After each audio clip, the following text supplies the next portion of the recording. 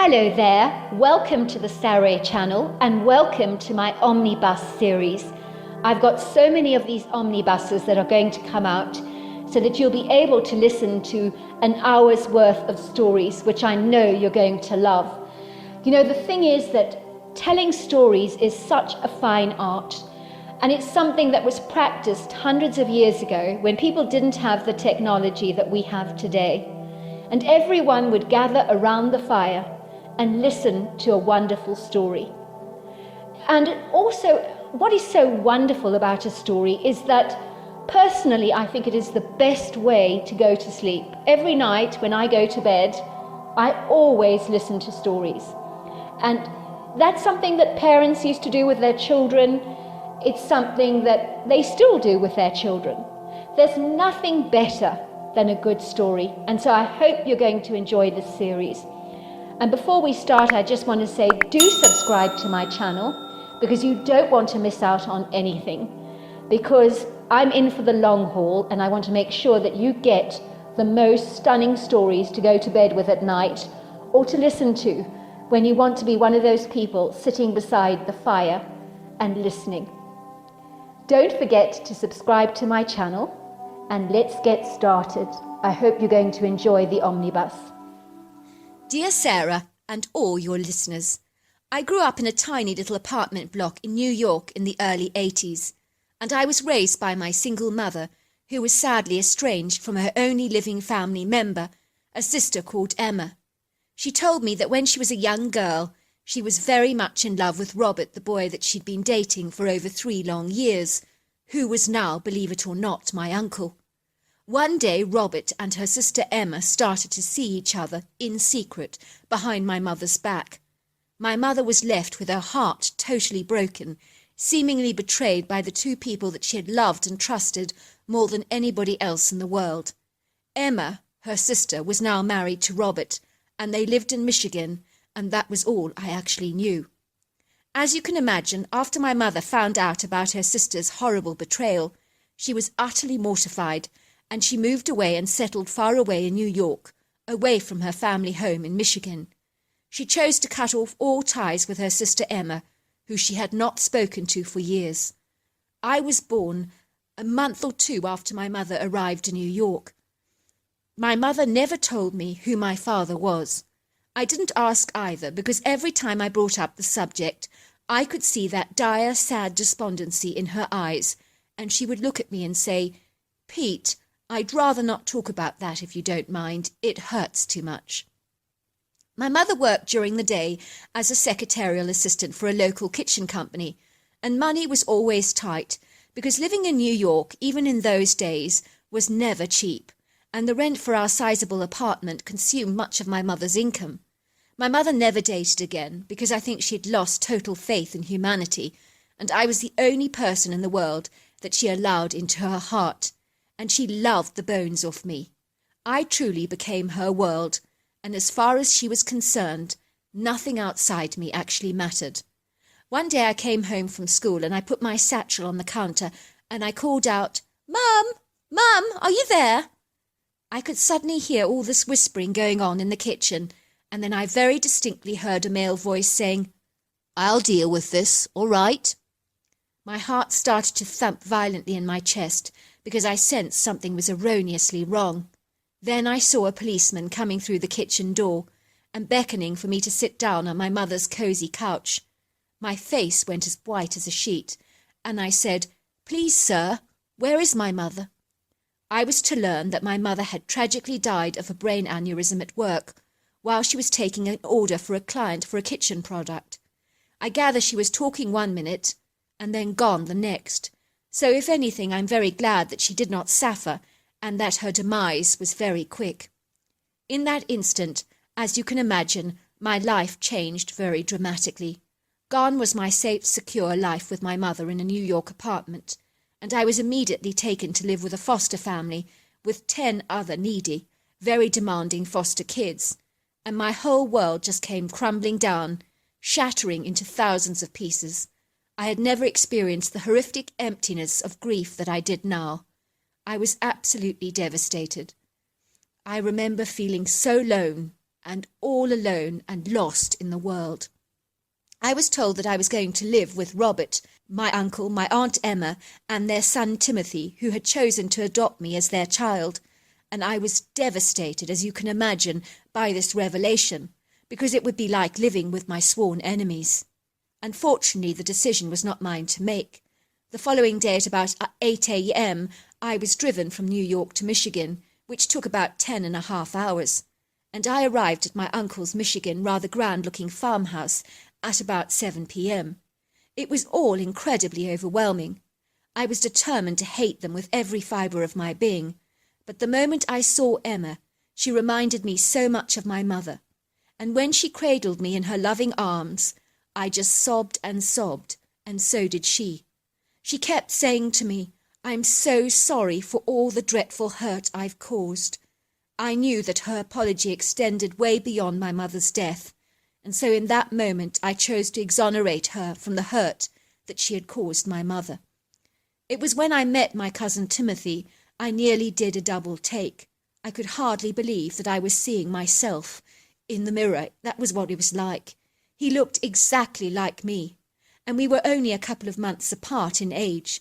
It was like I was staring at my twin brother, and from that moment we were inseparable, because we had similar interests and we had so much in common. My Uncle Rob wasted no time in ushering me into his office moments after I'd arrived. "I see no point in beating around the bush," he said, "so I'm going to say it as it is. I am your father." I was absolutely dumbfounded. "Are you sure?" I asked. "My mother never told me who my father was." "I am absolutely certain," he said, looking at me kindly and taking me lovingly into his arms in a warm, tender embrace.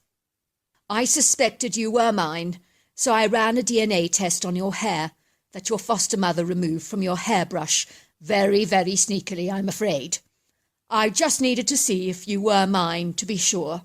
And you are, I am very delighted to say." "Why did you cheat on my mother?" I said. "You really broke her heart. She loved you so much." I could see my father fighting back tears in his eyes. "I was younger then," he said, "foolish and easily flattered by Emma's advances. Now don't get me wrong, I love your Aunt Emma very much indeed.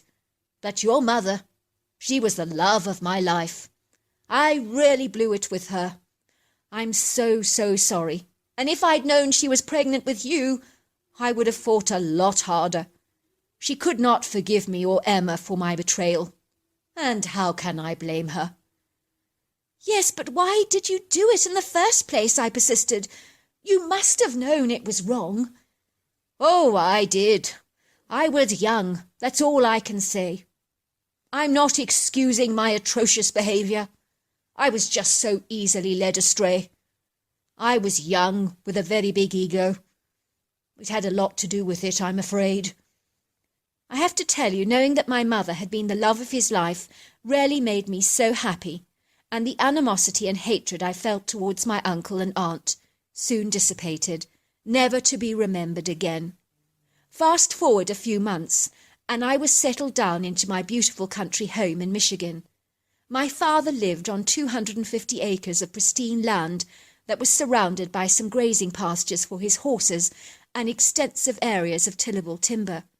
A very large, picturesque silvery lake, a stunning lily-covered pond, along with various sheds and outbuildings. The rolling pastures of horizontal emerald green grass were relatively flat and uniform, but on the eastern side of the valley, next to an extensive wooded area that stretched back for miles, was an enormous hillock that I could not wait to use for tobogganing when winter came. Timothy, my brother, and I became as thick as thieves, and we would do absolutely everything together. I have to say I was beginning to love and adore life in the countryside. I loved the wide open spaces, the prepossessing views, the habitual wildlife from the deer to the rabbits, and the crisp country air. Emma and my father teased me as if I was their own son, and my father taught me everything I know today, from hunting to tracking to fishing. One day when winter had arrived, and the whole area was covered and carpeted in thick veils of white glistening snow, resembling an idyllic winter wonderland. Tim and I raced out into the snow with our toboggans, squandering no time at all to go riding down the huge hilly embankment. We were having so much fun, laughing and joking and riding up and down the high hill and screaming in delight, when I suddenly got the distinct impression that I was being watched. I did not want the person who was ogling me to know that I had seen them or sensed them, so I positioned my body in such a way as to get a good view of the individual through my peripheral vision, without them actually knowing. I could not believe what my eyes were actually seeing. Scrutinizing us with intense curiosity was a hairy humanoid ape that was at a guess at the very least about 8 to 9 feet tall. This creature looked just like a black bear, but his physical stature and his face were distinctly human-like. "We are being watched," I whispered to Tim, "but don't look." Tim continued to toboggan down the slope, but he was always trying to get a glimpse of the stranger without them knowing that we'd actually seen them. "What the heck is that?" he whispered to me as he climbed the toboggan to slide down the hill all over again. "I have no idea," I said, "but it's definitely not a bear, and it's not human either." The mystery creature, whatever he was, seemed to really enjoy watching us and what we were doing. He was intrigued, fascinated, and interested in us, but little did he know that we were secretly equally as curious and interested in him. Bear in mind, this was in the 80s, and we had no clue what this creature could possibly be. Once the hairy critter had turned around to walk away, Tim and I crept up to the hill and lay flat on the snow, watching the animal moving gracefully towards the woods on his long, agile thighs that manoeuvred across the snow seamlessly, almost as if he was wearing snowshoes, and he moved his arms backwards and forwards, almost as if he was marching. "What the heck?" said Tim again. "What the heck is that?" "Let's follow his trail," I said, "and find out where he lives. We could spy on him." Tim thought it sounded like a marvellous idea. He was equally as curious and fascinated by the creature as I was. "Come," I prodded, "let's go." "Look at this," said Tim, looking in horror at the large footprint in the snow. The foot impression was, I kid you not, at least 17 inches long and 10 inches wide. We both placed our tiny feet in the imprint, and they were swamped by the huge size of this foot impression that made our feet look minute by comparison. We could hear Emma calling us for lunch, but we weren't interested in food at all. Our hunger had been overtaken by an insatiable curiosity to follow this incredible creature, and that's exactly what we did. The creature's strides were utterly enormous. One of his footsteps was equivalent to 5 of our feet. We were flabbergasted. We followed the large trail of footprints into the sylvan area, and as they were so fresh, they were exceedingly easy to follow. Everything in the woods was quiet, made more still by the falling heavy snow. It was easy to spot the creature in this weather, because he was so black against the white snow. "There he is," I whispered to Tim. "Over there, see?" He was standing in an open clearing in the woods. We hid behind the girth of a very old tree trunk that provided an excellent hiding space to observe the creature closely, who was clearly oblivious to our presence. He was much larger than I'd actually imagined on closer inspection. We were much closer to him now, and I would say that he was about 1,000 pounds in weight and between 9 to 10 feet tall, not 8 to 9 as I had previously thought, and he was easily 5 feet wide. I was so impressed with this creature's torso because it was ripped and exceedingly muscular, and his arms were uncommonly long. He had a bullet-shaped head that flowed seamlessly onto a very wide pair of shoulders. I could see the creature had a dark, hairless face, flat nose, brown, sparkly, rusty-coloured eyes. I could not see those details as clearly as I would have liked. The creature was dragging stones away, and I guessed he was looking for a hibernating squirrel. Some of the stones he moved were rarely big, and it was effortless for him to lift them up in his arms. Soon he found what he was looking for, and he literally snapped the squirrel's neck in an instant. I truly think the squirrel would not have felt a thing, because its demise was so quick and merciful, and besides, it was probably half asleep. The hairy humanoid replaced the stones to where they originally stood and started to play with the dead squirrel as if it was a ball. He would throw it up into the air until it glided a fair way away, and then he would catch it. His movements were so agile and fast and athletic, and he never missed catching the squirrel once. I knew of no human that could do this, and I was so impressed. I just kept thinking to myself that I wished he was on our football team at school, because we would win every time against all our competitors. "See how he moves," marvelled Tim. "Have you ever seen anything that can move like that?" "It's incredible," I agreed. "But more to the point," I said, "what on earth is he? I never knew a creature like this existed." "I think there's definitely some great ape in him," said Tim. "Look at his lengthy arms and his conical face. He looks distinctly like an ape." We stood there spellbound, watching the creature in awe and disbelief, because we'd never heard of any documented accounts of a creature that looked exactly like this. The creature finally squatted down on a large boulder in the clearing, and we watched him tear open the squirrel and eat it like we would munch a hot dog. He sat there just chewing and hurled the carcass of the squirrel on the ground once he'd finished. He then got up, and to our amusement he started to whistle to himself, and he sounded exactly like a songbird that I'd often heard in the woods when we were hunting. "We better get back," I whispered, "because your mother will be sending out a search party by now. We can return again after lunch, and we'll see if he's still here." "Where have you boys been?" snapped Emma as we bolted down our cold spaghetti bologneses like ravenous Labradors. "Emma," I asked, "do you know anything about apes?" "What a very extraordinary question," asked Emma. "You're a lot like your mother, Pete, asking all these odd things all the time. Your mother was like that. What do you want to know exactly?" "Well, what do they eat apart from meat?" "What makes you think they eat meat?" asked Emma in surprise. "As far as I know, they like fruit. Well, that's what they feed them at the zoos anyway. Although I have heard that those monkeys you get in India will eat anything. Apparently they eat crisps and popcorns from the tourists in those places. Is there a possibility of an ape living here in Michigan?" My aunt hooted with laughter. "Tim, where did I find you?" "No," she giggled. "There are no primates in America. With an exception to the zoos, of course. If I take you to the zoo, you'll see one there." That afternoon, when Emma wasn't looking, we raided her pantry and her fruit bowls. We took bananas, apples, crisps, raisins, dates, peanuts, walnuts, raspberry jam, salted crisps, shortbread biscuits, and we went back to where we'd seen the humanoid ape. And sadly, he wasn't anywhere in the rocky clearing. We were somewhat disheartened, but we decided to hide the food stash under some of the rocks he had initially removed to look for that hibernating squirrel. We knew he would be coming back any time soon, perhaps for another squirrel, and then he would discover our secret food stash. At least that's what we hoped. We stayed hidden behind the girth of a large tree for about 3 hours, and were about to give up and to leave, when suddenly we heard the creature coming back, and there he was, larger than life. Once again the creature pushed away some heavy stones to look for yet again another squirrel. I guess he must have been hungry again.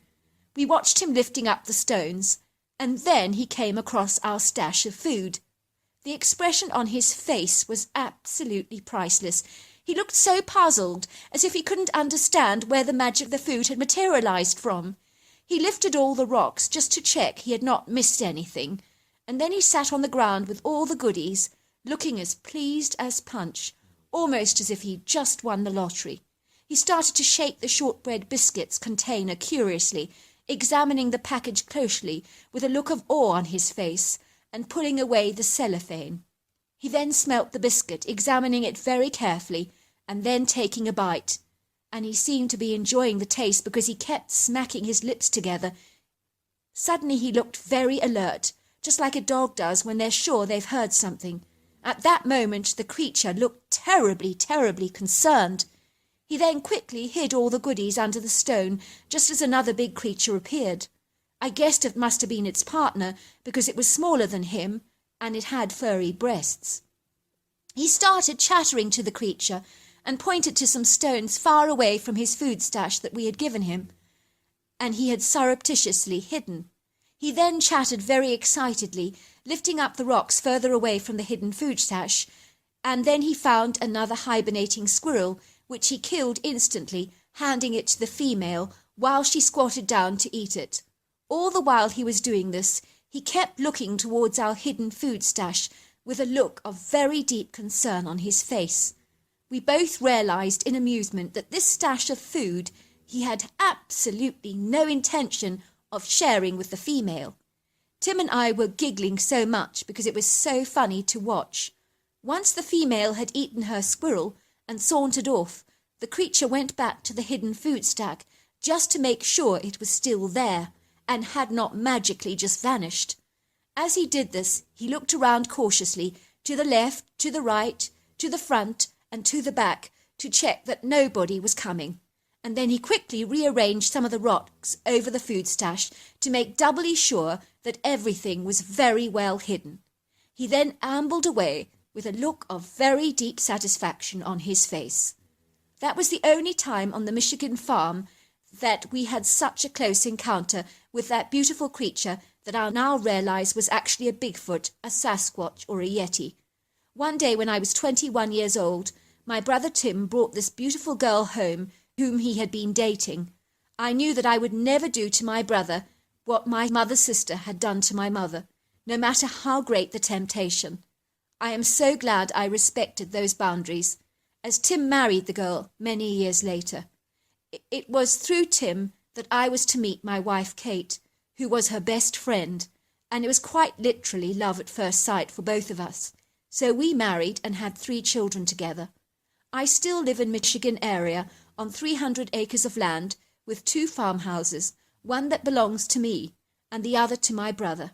All these years later, we are still exceptionally close and still looking for another amazing encounter with the elusive beast that we call Bigfoot. So here is still hoping. Dear Sarah, and all your lovely listeners. It had been raining cats and dogs in Seattle. The heavens had opened. The tears of the earth could not restrain their grievous melancholia. For when she unlinquished her weary load upon us, we knew that the tears were unlikely to stop for quite some time. But when they did, it was miraculous, as the frolicsome sun would pop up through the clouds and shine upon us moments later, as if nothing had happened at all. The sorrowful tears, long since forgotten. The only evidence of the deluge would be observed in the glistening leaves of the crisp verdant vegetation, wiped clean of all their dust, and the soft earth that had sucked up the moisture, harnessing it as a reservoir of invaluable nutrients for plant growth. That was Seattle for you. She wore her heart on her sleeve, so you could experience 4 seasons in a day, from rain, sun, wind to cold, like the temperamental moods of a highly emotional, sentimental woman, who took everything personally and could get quite upset at the drop of a hat. Let's just say when Seattle was mad, she could lash out at you with biting weather, feisty winds, freezing conditions, or bouts of uncomfortable heat. One thing about her, she kept you on your toes. You never knew what you were expecting, for there is no day in Seattle that is completely predictable. Believe me, I should know. I've lived here for 25 years of my life. Growing up, I soon learnt to never rely on the bumptious weather forecasters on television, who rather fancied themselves as some kind of psychic prognosticator that knew exactly what the day would hold for you. They would smile audaciously into the camera, standing before a map of Seattle, pointing out all the wind currents, the pockets of air or rain for you that were to be expected that day. It was like they wore this smug, pompous, know-it-all expression on their faces, which would heartily annoy me. I soon learnt to never rely on them, or trust a single word they would say, for they knew not the character of Seattle's vacillating moods. They underestimated just quite how temperamentally capricious she was. I remember 5 years back, before I got my current job, where I began to work as an assistant manager for the owner of an illustrious avant-garde restaurant. On the day I was due for that interview with the restaurant owner, I foolishly, rather injudiciously, and definitely against my own better judgment and common sense, surrendered my trust to the weather forecaster, who was smiling back at me on the television, with a very convincing swagger to her gait. I decided to give her the benefit of the doubt just this once, but never, never again. I think it was on this occasion I wanted to believe with all my heart that what she was saying was the absolute truth, not clouded by my own personal doubts. I was pinning my hopes like a note to a reminder board on what I really was desirous to believe, as it graciously accommodated and moulded itself favourably to what I was gunning for, a perfect sunny day, without even a faint peppering of rain, so that my day was spread out before me conspicuously like a map of Seattle on a kitchen table, without any unexpected bumps on the road. I perceived just for once it would be so much easier to rely on this weather girl than trust my own natural instincts. Nothing could go wrong that day, please no. It just couldn't. Things today had to flow seamlessly. I was determined to look smart for my interview and make a positive impression on my prospective employer, as I had my beady eye on this job, like a vulture on a decaying carcass. I wanted it more than anything in the world. Furthermore, down the line it would serve my interests very well, having a name like an aspiring restaurant like this, bobbing its proud head amidst the details of my curriculum vitae, serving to impress potential employees, while surreptitiously opening doors of opportunity for me in the future, where jobs would probably fall into my lap like golden bird droppings from heaven. This restaurant whereupon I was applying for a job was not just any random restaurant. Indeed, there was not a pedestrian, mediocre, bland thing about it that could even be remotely entertained in your mind, if you were to dine there, that is. The word nondescript would never even fleetingly enter your vocabulary. Instead, you would use adjectives like sensational, stunning, exemplary, cutting-edge, revolutionary, inspirational, and outstanding. This was a place getting raving reviews from food writers all over Seattle. One well-known food writer wrote, "Food like this is as light as a cool breeze, as delicious as a golden sunset. You are unlikely to forget it. Indeed, my food experience at this restaurant, with a subtle orchestra of flavours from sweet to tart to light and fluffy, will be indelibly imprinted on my memory. Let's just say the cheese soufflé here that I ordered for my hors d'oeuvres must have been on the menu in heaven. It was light and as fluffy as a floating white cloud, and is still melting in my mouth now even long after the event, as just recalling that taste caused me to salivate like a hungry dog.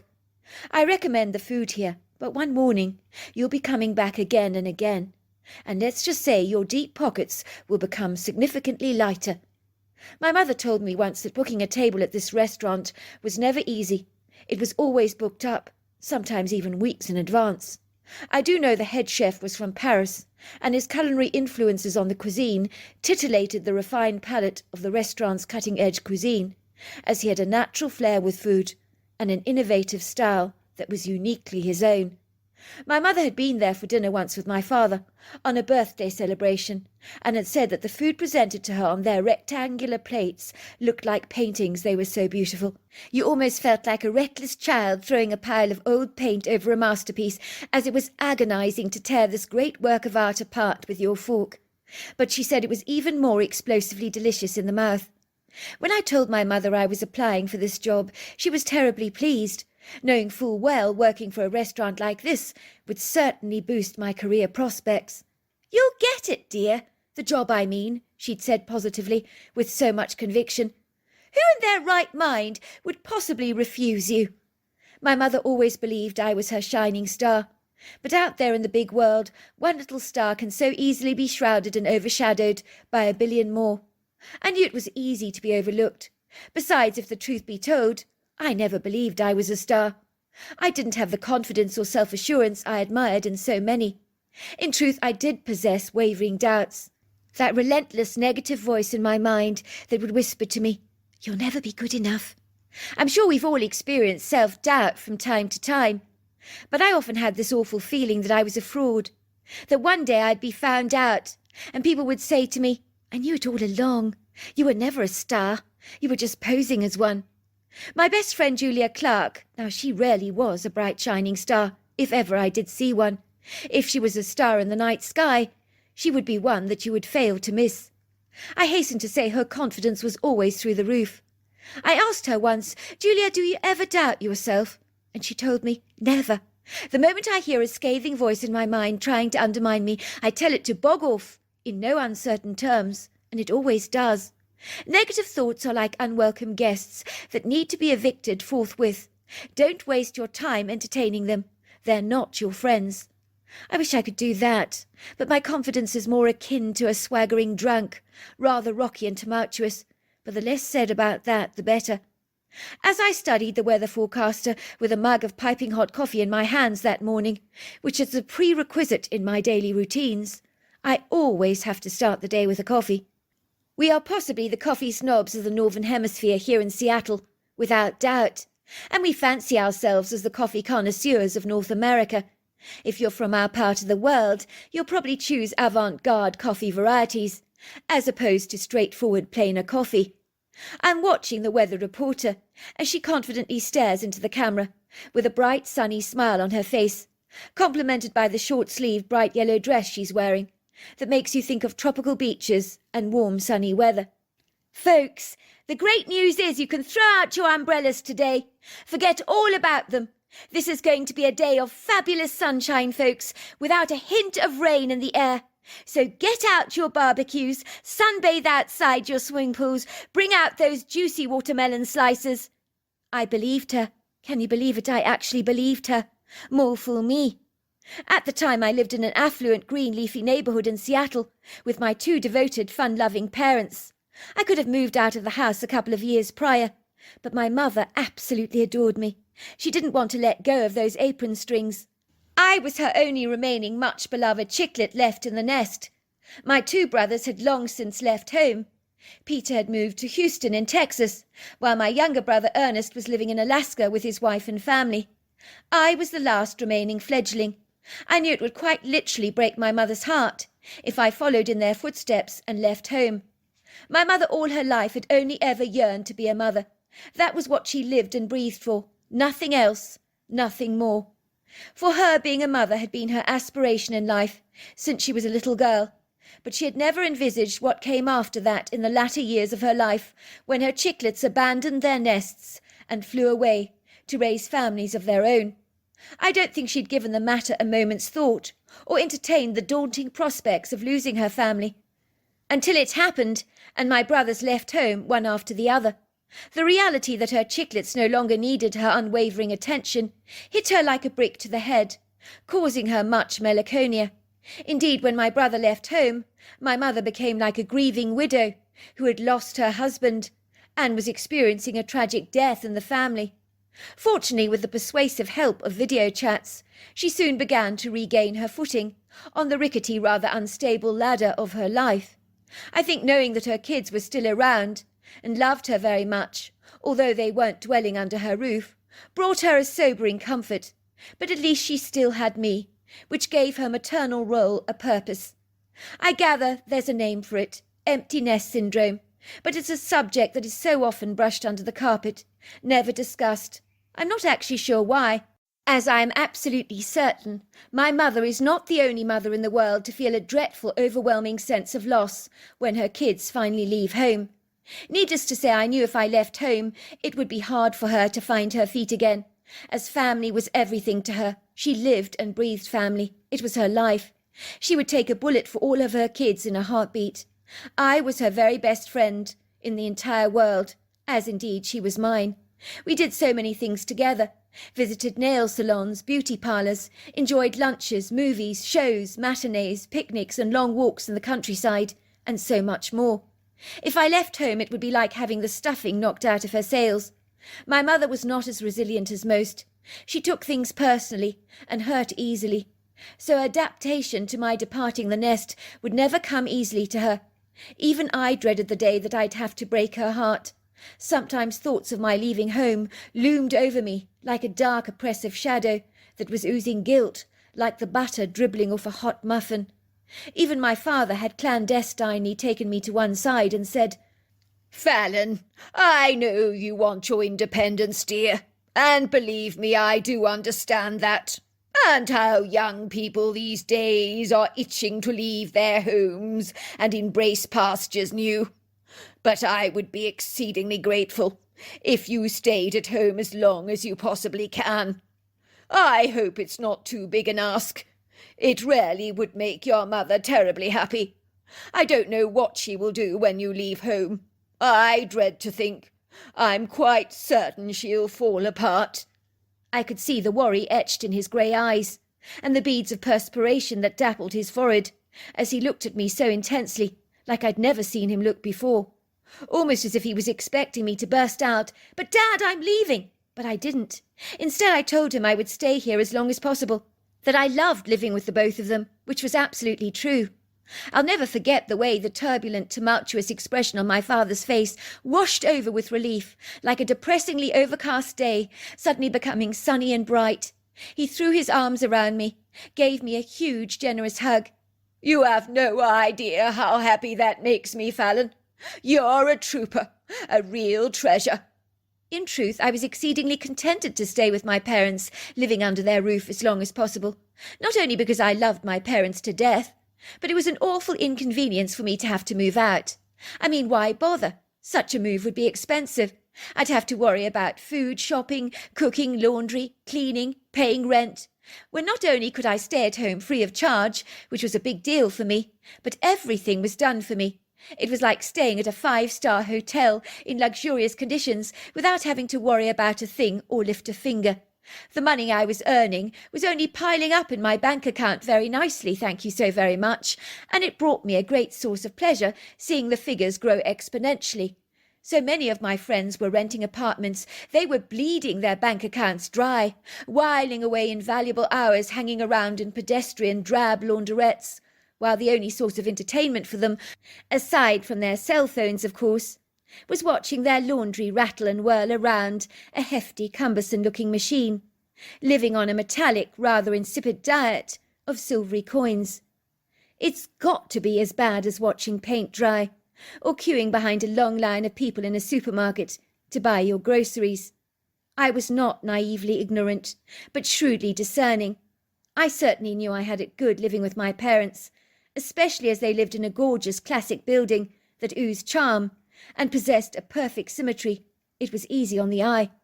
My mother had designed the house herself, with the inspirational help of a high-profile Seattle architect who despised modern architecture with a passion, describing it as the most bland, uninspiring way to live, where character and charm had been flung out of the window like a pair of bedraggled curtains. I hasten to say my mother had wholeheartedly agreed with him. The crisp white 2-story mansion stood among many houses in the Seattle street, proud, tall, imposing, regal, with a confidence that was abundantly clear. It was nestled bang in the middle of our front yard, further away from the street, that was illustriously lined with honey locust trees. This was our home, generously dappled with the understated, elegant, refined impressions of Georgian architecture at its finest. On the inside, our open-plan living quarters were luxuriously complemented by high ornate ceilings, stunning dangling chandeliers, with glass crystals that caught the light, bounced rainbows over the walls. All the generous-sized living rooms seemed to fold into each other seamlessly, like the tributaries of a river. Needless to say, my mother needed no help from an interior designer, for she had a phenomenal flair all of her own. She refurbished our abode with sumptuous furnishings, sometimes finding unique pieces at antiques fairs or garage sales. She successfully engaged simplicity with sophistication, enhanced by a dash of individuality, to create a cosy, homely, stylish dwelling for us that had demanded attention from some of Seattle's top interior designers who had heard of my mother's natural talent at bringing things together with such je ne sais quoi, an enviable, effortless ease, I think. What many of my mother's admirers found hard to fathom was she boasted no formal training behind her. She was a natural, unassuming talent. Consequently, many ambitious designers personally visited her to seek inspirational ideas. I couldn't help thinking that this was a path she should pursue one day, when I did finally leave home. I clandestinely planned to encourage her to make such a choice, as maybe her passion for creativity would soften the blow of my leaving the nest.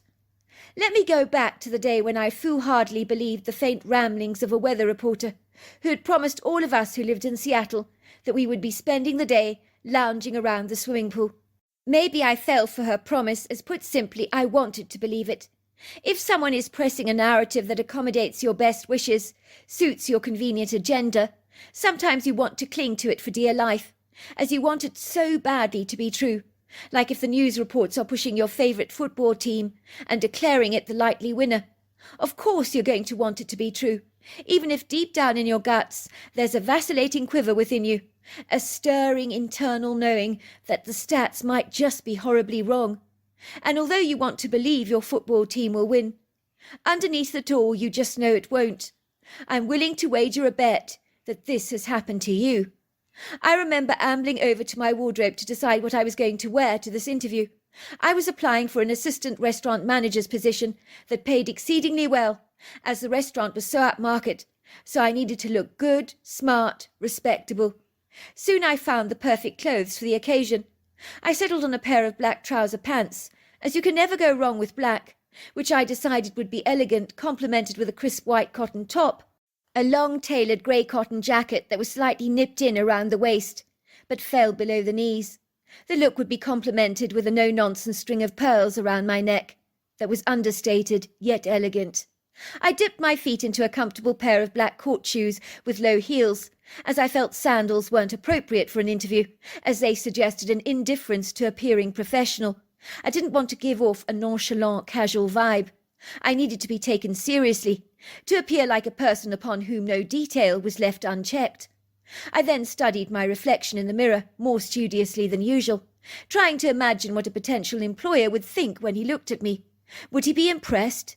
Would he take one look at me and run a mile? My mother used to talk to me a lot about curb appeal.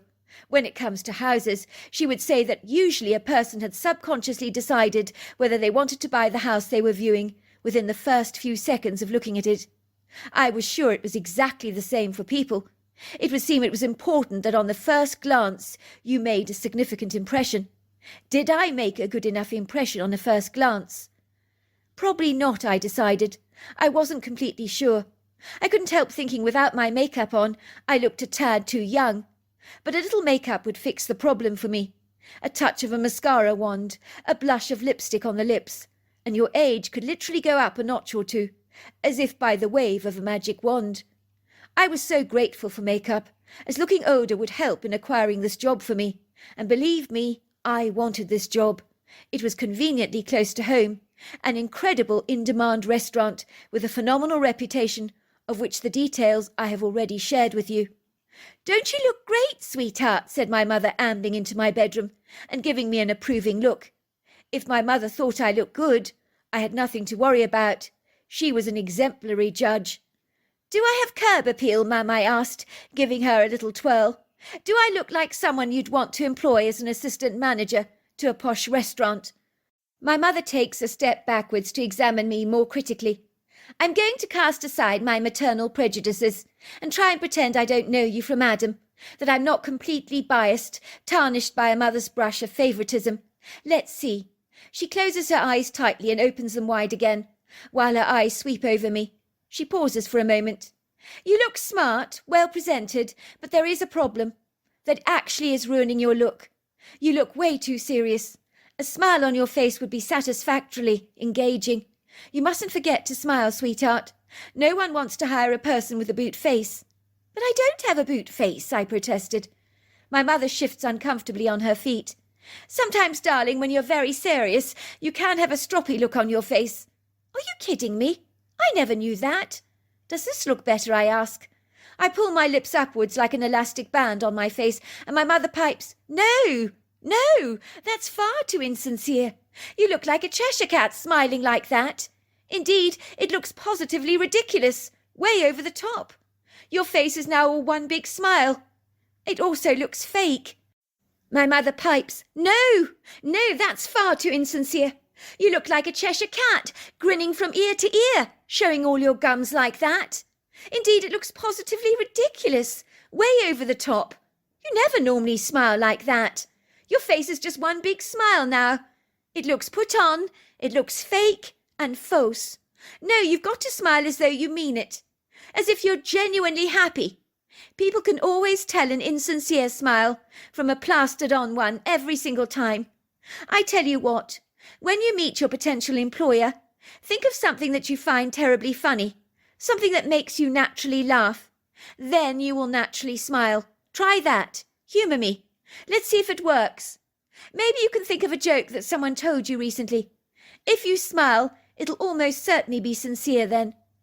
I oblige my mother, as I think of 2 jokes my friend told me recently that spring to mind. Why are there gates around cemeteries? People are dying to get in. And why did the golfer bring 2 pairs of pants to the golf course, in case he got a hole-in-one? I laugh. It seems to have done the trick. My mother claps her hands to applaud me. Oh, so much better. Another thing I might suggest, she says, pulling my long brown hair away from my face, as if experimenting with a range of hairstyles. I wouldn't wear your hair down if I were you, especially in a restaurant where food is involved. It's not professional nor hygienic. It's too informal like that. I'd pull it away from my face in a ponytail or a bun if I were you.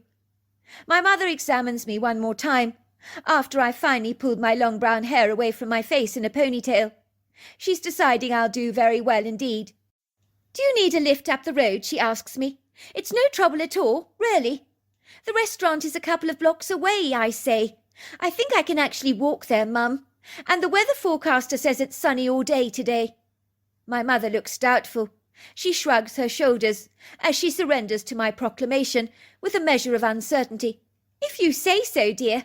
But I, for one, have never trusted those weather forecasts a day in my life. When have they ever been right? You might be wise to take an umbrella or a jacket along with you, just in case. You never know. Just to be on the safe side, that's all. I mean, you don't want to get caught in a torrential downpour, do you? Thanks for the offer of a lift, Mum, but I think I'd prefer to walk. The walk will help me gain some confidence on the way. I'll practice what I'm going to say at the interview. It kind of helps me to become grounded after a brisk walk. Are you nervous about the interview? My mother asks me, looking at me through earnest, rather worried eyes. My mother always wants to fix my problems. Well, in a way I am. I'm not good at meeting strangers, I explain. You know this. I'm easily intimidated. I mean, what if I stagger on my words as I'm nervous? I don't want to come across as self-effacing or timorous. You need someone confident and chatty in a restaurant, not a retiring tortoise that shrinks into its shell at the first sign of trouble. That's easily remedied, said my mother. When you're being interviewed, imagine the interviewer naked. Then you won't feel so threatened. I promise you it works every time. I always used to do that when I was younger. Are you being serious, I ask? Do I look like I'm joking? My mother gives me a big, affectionate and warm hug. She smells beautiful, that musky, familiar, sexy scent from Yves Saint Laurent that I know so well. Opium. My mother always wears it. It's her signature fragrance. She's worn it all her life. It clings to her clothes and even to our house. I love it as it reminds me of her. My mother's an elegant woman, and looks like she belongs on the Champs-Élysées in France, strolling down the street on a pleasant summer's morning, nibbling the end of a baguette that she's purchased at the bakery, of which in Paris there are hundreds, with these huge glass windows facing the streets, boasting the most delicately detailed pâtisseries that frankly look too beautiful to eat. My mother was born and raised in California, but she did actually live in Paris for about 10 years of her life before she met my dad, so she's fluent in French, and the culture has brushed over her life a tad. She possesses that understated elegance in everything she wears. It doesn't matter if it's casual or smart. My mother always looks chic, come rain or shine. It's like the decor in our house. She just knows how to throw things together to look $1 million. My mother's in her early 50s, with not a straggling grey hair in sight to betray her advancing years. But then I know a few of her secrets. One of them is a phenomenal gay hairdresser in downtown Seattle, where the women flock in their droves for the privilege of having their hair done by Anton Fontaine. I can see why. That hairdresser is a legend. My mother's hair is gorgeous. An abundance of rich layers of hazel brown caress her face in wistful soft highlights, rather reminding me of Audrey Hepburn. Right, I'm going, I tell her. She gives me a warm, effusive hug, wishing me well, like a devoted mother with doe eyes that stares lovingly over her fawn. Her eyes also remain pinned on me from the lower sash windows of our home as she watches me trudge down the front sandstone steps outside our front door, underneath the steep awning of our little porch. I trot down the sandstone pathway, bordered on either side by sumptuous verdant, perfectly mown grass, scattered with the occasional tree, pristinely manicured hedges, and beds ablaze with colourful perennials. I waved to my mother. She stands there in her short-sleeved emerald green dress and waves back at me, a bright smile on her face, her fingers pointed in a thumbs-up position. Obviously, she's wishing me good luck. I smiled to myself. My mother is my very best cheerleader, always has been, throughout my life. She's been my greatest encourager, with a blind, unwavering faith in me that I almost certainly lack in myself. If I had the faith she had in me, I could probably conquer the world. But sadly, my belief in myself is soiled and tarnished by self-doubt on most occasions. When I'm very low and feeling down and despondent, which does happen from time to time, thankfully not too often, I have been inclined to listen to those judgmental voices inside me that fail to see anything good in me at all. We always need someone in our lives who fights our corner for us, do we not? And my mother is that invaluable person in mine. I earnestly make my way to the restaurant for my interview, focusing attentively on the perfect lines that could clinch the deal for me, rather like memorizing my script for a play. I really want this job. I'm excellent with people. I'm very sharp and attentive. Nothing gets past my beady eye. I'm like a bird of prey. I stop for a moment to consider that last comment. That doesn't sound too good, does it? If I say I'm like a bird of prey, it might make me come across as a garrulous, gossiping busybody who's snooping into everybody's business, and nobody likes that. The kind of person who knows who's cheating on who, and what brand of washing powder people are using. Perhaps I should say, I'm very attentive to detail. I'll even notice if a napkin isn't folded up right. Yip, that does sound a whole lot better. You can trust me. I'm very reliable and honest. I'd never dream of dipping my hands in the till. No, I can't say that either. The owner might think that I'm referring to such a matter precisely because I'm untrustworthy, as if that is exactly what I would do in a heartbeat once his back was turned, since I'm drawing attention to the issue in the first place. Instead, I should say, I'm steadfastly reliable, honest and forthright. Yes, that does sound a lot better. What if he actually asks me why I want this job in his restaurant? What will I say then? What do I say? Your restaurant is conveniently located close to where I live. I'm passionate about food. Your restaurant has an outstanding reputation due to its fine dining and illustrious chef. And I love working with people. That's going to have to do, I decide. I need to keep the balance right. I don't want to appear overly keen. That might make me seem desperate, and desperation is never a good look. The weather is shining down on me. Shafts of sunshine filter magnanimously through the cobalt blue sky.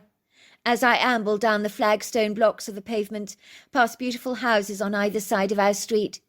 It's only when I'm a street away from the restaurant that the temperamental mood of Seattle's weather shifts and is willfully changed. The weather is having a tantrum. Before I know it, the blue cheeks of her pretty arresting face have now darkened. Then thundering through the clouds, the rain beats down so hard. There's no escape for me, nowhere to run or hide, especially since I'm running late for the interview. I'm veering on 5 minutes late, which doesn't make a good impression. So by the time I actually get to the restaurant door, I'm a very sorry sight indeed. My hair is hanging in limp rags around my face, the buoyancy of my hairstyle now as flat as a pancake. My clothes clinging to me in wet rags. I look like the quintessential homeless bag lady that slept overnight in one of Seattle's less affluent neighborhoods. The rain unrelentlessly pounds down on the pavements. People scuttle along sidewalks looking for cover. Many dash into nearby shops to wait out the rain, while others, far more sensible than myself, never trusted the guileful female weather forecaster in the first place with her provocatively sweet, seductive smile that could make butter melt. Nor did they fall victim to her disarming, persuasive promises that the weather would remain sunny all day. They were far more wizened. It's her fault, I decide, that I look like something the cat dragged in from the dumpster in the backyard, that is so bedraggled you can't distinguish it from a mouse or a bird. If I'd been savvy enough and brought my umbrella along with me for the voyage, I'd look halfway human, respectable, decent even. All my efforts to look good, the trouble I'd gone to in preparing my wardrobe this morning for this all-important interview, have gone up in clouds of white smoke. And based on the way I look now, I'm sure it wouldn't really matter if I rocked up for my interview with a bag over my head, and I'm not joking about that. But I will admit I feel deflated and defeated, as if the weather has vindictively conspired against me this morning. It feels personal. In a trice I get fleeting images in my mind of the weather girl letting out a witch-like cackling laughter and saying, "I got you! I knew I would get you!" I'm mortified and flung between a rock and a hard place, pondering over the implications of not turning up for this interview at all. I feel if I missed my first interview, it wouldn't look good, nor would it curry any favour with my getting this job. As I silently curse the weather forecaster under my breath, I reluctantly open the restaurant door, entering the lavishly appointed reception area, very self-conscious of what a sorry sight I look indeed.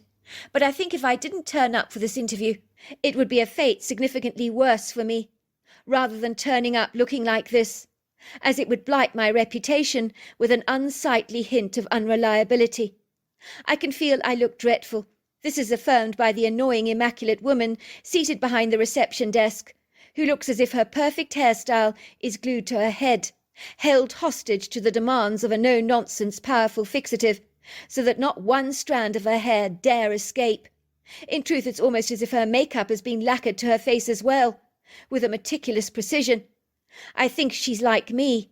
She must be in her early 20s, with long blonde hair tied back in a neat, sophisticated chignon.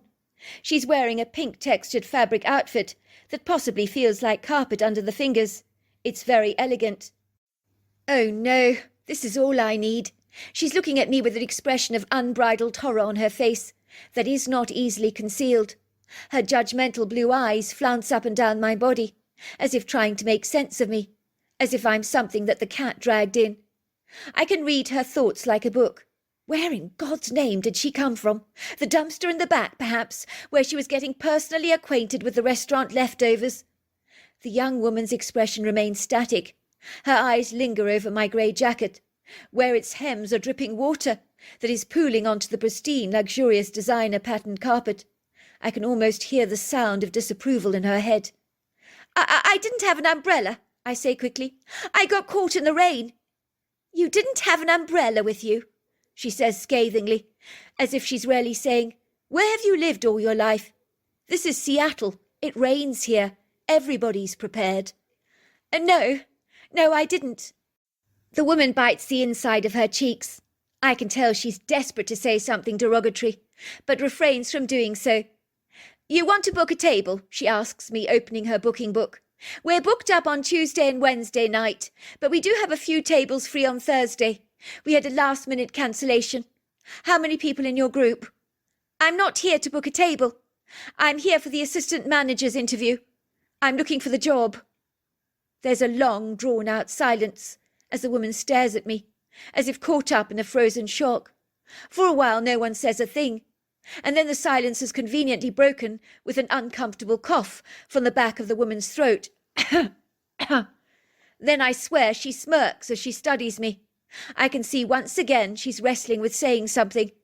I know what she's thinking. Of course I know what she's thinking. I'm not exactly stupid. But I say nothing, as her haughty superiority reins me right in, so I feel submissive and even self-effacing. Then she barks quickly, with an authoritative order. "I think you might want to clean up for your interview," she says, unable to stop herself from releasing an unfaltering snort, which is clearly a suppressed laugh. "Your clothes, they're so wet. You look as if you've dived into the Dumanish River. Mascara has run all over your face. You look like a raccoon, and as far as I know, we don't hire raccoons here at La Bougière." "What's this about raccoons, Jeanette?" says a tall young man in his late 20s, who walks towards the reception. He's immaculately turned out. The moment my eyes take him in, I know at once he's the restaurant owner. He has that accomplished, successful look about him that you simply can't buy. It moulds itself to his demeanour like a piece of sculpture. He's wearing a pair of smooth butterscotch-coloured chinos, a floral print shirt done in fawn, with a deep brown stylish trench coat, and a pair of caramel-coloured loafers. His dark brown hair is brushed back neatly in a high fade style, with a chic back, and there is an intentional dark shadow that peppers the chin of his angular jaw, and above his lip. I would say he's got a handsome square face, and deep brown eyes that sparkle with humour. "She's talking about me," I say, wiping my eyes. "I'm so sorry. I've got mascara running all over my face. My clothes are dreadfully wet. I know I'm a sight for sorry eyes, but I feel I'd better turn up for the interview, regardless. It wouldn't look good if I didn't, I'm afraid. I got caught in the rain against my own better judgment. I thought for once in my life I wouldn't need an umbrella. It seemed I got it all wrong. I believed the weather girl's report. I walked here, you see. Our house isn't far away from here. She's here for the assistant manager's job, Mr. Levine, says the snarky receptionist with a cutting edge to her voice that digs rather deep. I'm so embarrassed. I want the floor to swallow me whole, as the man studies me curiously through amused eyes, his face bursting into a broad grin. You do look like a raccoon, he chuckles, but I'm a sucker for raccoons. Loved them all my life. I've got a soft spot for them. Even rescued a wild one once myself as a kid. I had him for many years. Lovely creature. So you're interested in the job, are you? What is your name? My name is Farron, I say, blushing so bright that I can feel my cheeks burning, they're so hot. Have you had any experience with working in restaurants, Farron? He asks me. I'm surprised he hasn't gestured for me to sit down at a table. Maybe this is his way of giving me the brush off. I so wish that fractious condescending woman's eyes would stop hovering over me like one of those annoying drones or an irritating fly you seriously would like to swat. I tremble nervously as I open my purse and hand him my CV. Thankfully he stands there reading through it quickly, shuffling through the pages. Lots of experience you have, it seems. When can you start? At this, the girl behind the reception desks, her eyes grow round, as if they're about to pop out of her head with astonishment, like the buttons on a teddy bear's face. She looks like she's going to pass out and have a coronary arrest on the spot. I'm certain she believes Mr. Levine has lost leave of his senses, employing me off the cuff like this, especially given the bedraggled way I look right now. I mean, it's hardly a good first impression, is it? I can't blame her, really, for her cruel, calculating assessment of me. I do look like a sorry sight indeed, and for a brief second I think Mr. Levine has got to be joking. He has only gone and offered me the job. I'm so staggered that for a brief moment I become so unstable, like a rickety camping chair that is going to collapse, as my legs almost crumble beneath me from this stunning proclamation. So I reach out to the reception desk, gripping its wooden edges tightly for support. When I look at Mr. Levine, I can see that he has a serious, composed, earnest expression on his face, that has an inquiring question mark in his look, as if he's waiting for me to accept or decline his offer. In a thrilling heartbeat, I know this is no joke. He's offering me this job. My heart begins to sing with delight, like a happy kettle whistling away on a hob. But Mr. Levine, says the girl behind the reception desk, who looks less than enamoured about the prospect of being ordered around by the likes of me, you've still got 30 more people to interview before you make up your mind. Cancel them, says Mr. Levine, waving his arms decisively. Phone them. Tell them the job's been taken. But is that ethical, Mr. Levine? Don't you think you owe them a chance? Isn't that the way to ascertain who has the best qualifications for the job? I mean, if you interview everyone, you'll get a greater understanding as to who is the most suitable assistant manager for you. Just randomly giving anyone off the street a job will always be leaving you wondering if you actually made the right decision. Goodness gracious, Jeanette, you sound like a bloody politician. You don't only half spat such complete baloney. The lady I want to hire has walked through our restaurant door a second ago, and whether it's ethical or not, I don't give a toss.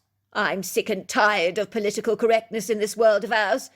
You're damned if you do, and you're damned if you don't. I can see he's heartily annoyed with Jeanette, who, on seeing his ruffled expression, quickly attends to her job, and utters in a very professional tone, "Rightio, Mr. Levine, I'm on to it right away," she says in a stiff voice. "I'll let the other hopeful applicants know the assistant manager's job is no longer available." Good girl. Get on with it then.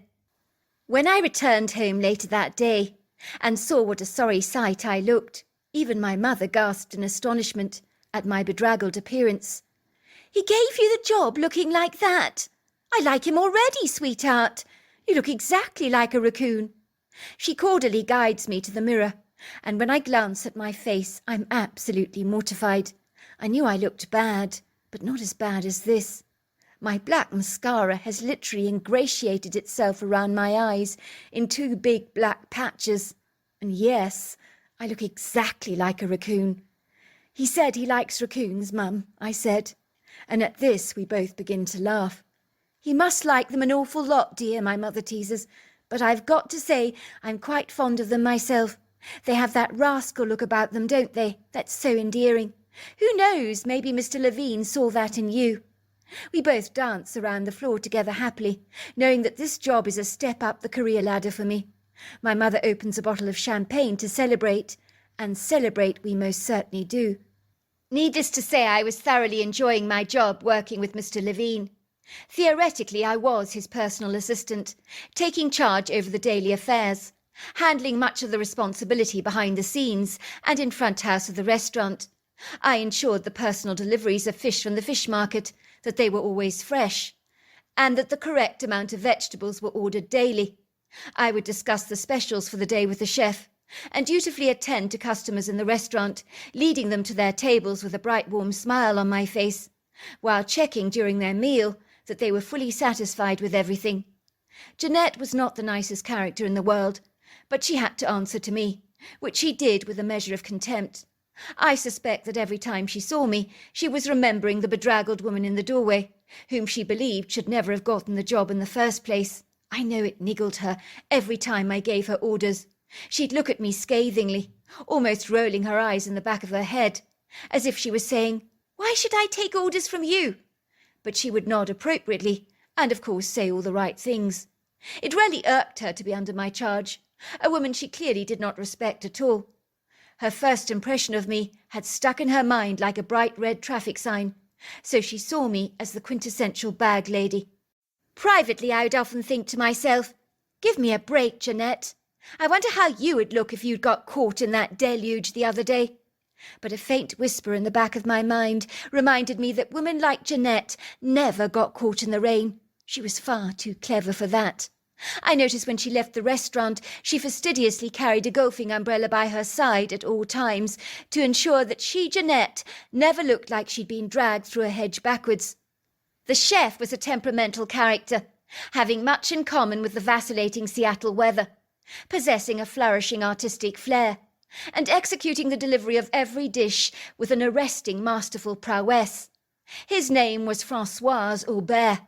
I remember once hearing a commotion going on in the restaurant kitchen. I was wondering what it could be. I quickly entered the kitchen to see François pinning one of the assistant chefs against the wall, with an expression of unadulterated rage on his face. If looks could kill, he was wearing that expression, and it certainly wasn't pretty. "I'm sorry, François," pleaded the chef. "I didn't know it was too much. I'm very sorry." "You did not know? Putain! You're an idiot, crétin!" he shrieks. "I told you, a splash of truffle in the velouté, but you put too much of it in. It's expensive, a waste of money." "Sorry, what's going on here, François?" I asked, pushing his hand away from the young chef called Marco, and wilfully breaking up the fight. "I would really appreciate it if you remove your grip from Marco's collar, François. There is no need to be physically violent. This is a restaurant. No matter how emotional you may feel, François, you need to keep it in check. You need to keep your emotions under control. I know you're passionate about what you do, which is what makes you an exceptional chef. But lashing out at your staff like this is not the appropriate way to conduct yourself. It's called being physically abusive. You can be arrested for such atrocious behaviour. You need to talk things out in a civil manner, not behave like a bunch of juvenile delinquents." "You don't understand, Farhan. Il est tellement stupide. He know better. We don't cook with too much truffle in the food. It's like gold dust. Expensive. With too much truffle, there is no profit." I was soon to realise that this altercation in the kitchen was rather like a little dog snapping at a big dog. Harmless, really. But when François was mad, his arms would fly around the kitchen and his body would oscillate vigorously. But his gracious movements were as dramatic as the Stravinsky Rite of Spring music, where his anger was almost musical in its gestures, while he was quick to shout out French slang all the time. Putain, which is our version of the F word, being his most favourite word to use in his kitchen, which could be heard flying around the kitchen from dawn to dusk. I was to discover that all his staff were used to his outbursts, describing it as a privilege to work under the guidance of such a fine culinary master. "They're all like this," Marco explained to me. "These great master chefs. They strive for perfection. Nothing else will ever do. So when something goes wrong, they rarely fly off the handle. But it's their way of letting off steam. We know it's never personal. Francois is actually a very nice guy. But he is capriciously hot-headed, highly strung. But that goes with the territory of being such an exemplary, outstanding chef." Mr. Levine, my boss, insisted I called him Drew. There was an undeniable chemistry between the two of us that I tried to shake off, like the water off a shaggy dog's coat. I felt a connection with him that I can't explain, even a strange familiarity, almost as if I'd known him before, possibly in another lifetime. It was deeper than a physical attraction. It was almost an energy thing. Was I imagining it, I wondered, or did he feel it too? I did, however, notice his interactions with me were somehow fast and brief. He often avoided eye contact with me, which was disturbing, as he never did that with any of his other staff members. Sometimes I secretly wondered if he rather regretted employing me for the job so spontaneously and off the cuff like he had done that day, on what by all accounts may have just been an impulsive whim. Perhaps he was regretting it now. As far as I was concerned, I was doing a swimming job. Things were running smoothly. The customers loved me. But Drew Levine became increasingly distant from me and communicated with me in a very formal, almost flustered manner, rather like a dove being caught up in your house that is flapping desperately to get out. I couldn't help feeling that about him. He couldn't wait to escape me.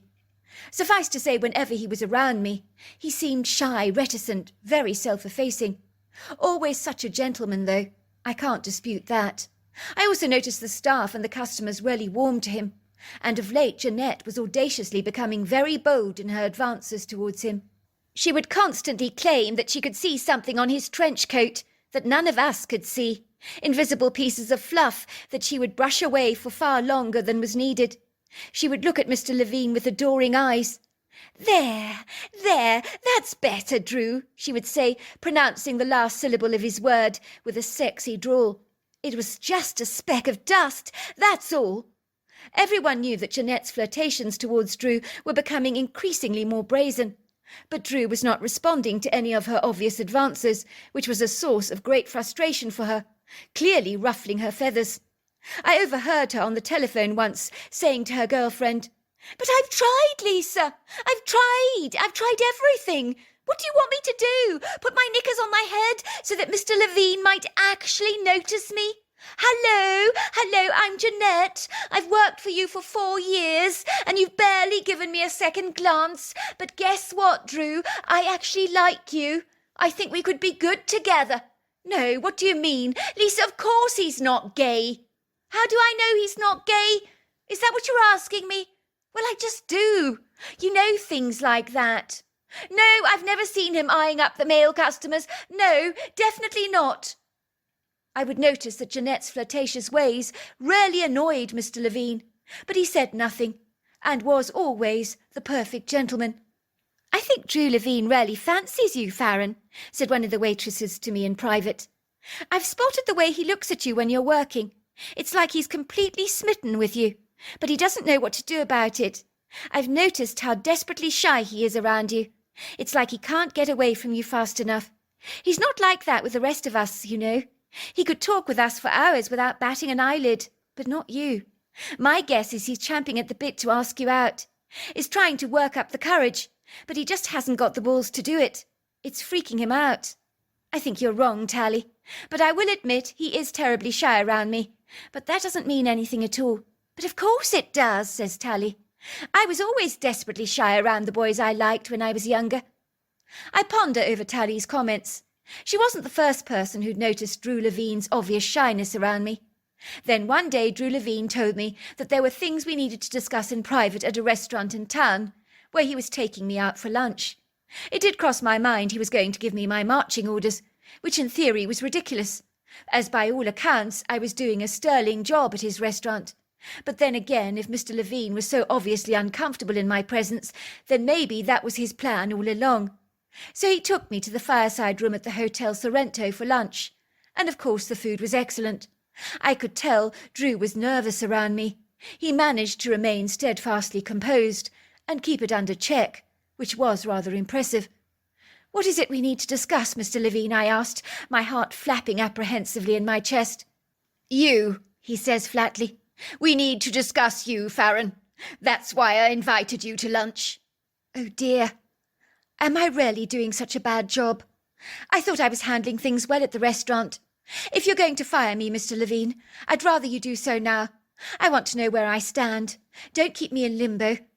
Drew looks at me, in the eyes. I feel the chemistry ignite between the two of us like fireworks on the 4th of July. There really is an invisible connection between us, but I'm not sure what it is. But I know if he kissed me, I would never push him away. I quickly look down on my plate at the antipasta, fiddle awkwardly with my food. "Is this what you think it's all about, Farron? You think I want to fire you?" His face breaks out into a broad grin. "Bloody hell, Fallon. Don't hide your light under a bushel, will you, Farron? You're doing a sterling job at the restaurant. In fact, I've never worked with someone so professional before. But if you must know, I do wish I hadn't employed you. It kills me to see you every day at work." "Sorry, Drew, I'm not with you. You want to fire me after all, is that it? I've noticed you avoiding me." Drew reaches out to grab my hand. His hand is trembling as he holds mine in his. "Don't sell yourself short, Fallon. You're very good at doing that, I notice. Do you have any idea how beautiful you are? The moment you came into an interview with me at our restaurant, with your eyes looking like a raccoon's, I fell for you hook, line and sinker. I admit I didn't hire you because of your glowing curriculum vitae, which I should have done, I know. I hired you as I fancied you rotten, which is not a good thing to do. But you're the assistant manager, and I'm not used to dating my own staff. And furthermore, I don't even know if you like me." It was my turn to look embarrassed. "Please don't ask me direct questions like that, Drew. It's putting me on the spot." "But yes, if you're asking, I'd definitely not be adverse to dating you. I like you as well." The relief on Drew's face was immense. Our relationship blossomed from thenceforth in leaps and bounds, like a tree in spring. He swept me off my feet, wined and dined me, took me to fabulous places, and pretty soon we were inextricably entangled in a budding romance. Of course, no one was more devastated to see our connection than Jeanette. We had decided we wouldn't hide our relationship from the staff of the restaurant. We chose to come clean about it to everyone to avoid rumours, idle speculation, and gossip. It was easier that way not to pretend, and no one was more pleased about our relationship than the chef François. He was a romantic at heart, whom explained that he had known we were meant to be together all along, but had kept his opinions secret. "A chef knows these things," he explained to us. "You instinctively know what goes together, like Roquefort and pears. The two of you complement each other very favourably." Of course, the hangdog expression on Jeanette's face was exceedingly apparent. It was stuck to her face by a fixative, and she would be giving me dagger looks all day, as if she wished I was a fish she could personally spear. I once again overheard her on the telephone to her best friend Lisa gossiping about me behind my back. Not that I cared. After all, the woman had reservations about me from the very beginning, and now I was dating the man she wanted. I think she was outraged. "What I want to know is what the bloody hell he sees in her, Lisa. You should have seen what she looked like the first day she arrived at the restaurant for a bloody interview. Oh, my God! Mascara running all over her face, black eyes. Oh, my word, she looked just like a raccoon. Her makeup was everywhere. Her clothes were literally wet to the skin. There were pools of water all over the place. And when Mr. Levine offered her the job on the spot, then and there, Lisa, I almost fainted. And now they're bloody going out. I never regarded her as a threat to me, nor did I think of her as any kind of competition. But I'm not going to get a look in now. It seems Drew is completely smitten over her. I mean, what is wrong with the man? Is he completely blind?" "What's that you say, Lisa?" "Oh, no, you can rest assured. I'm much more attractive than she is. You think he doesn't like blondes? Maybe that's it. But that's impossible. Don't they always say men prefer blondes? You think I should copy her hairstyle, perhaps? Maybe the colour. It's a dark brown. Yes, that's right. I could do that, I suppose. But do you really think it'll make any difference? You do? Well, I'll give it a try. I suppose I haven't got anything to lose now, have I?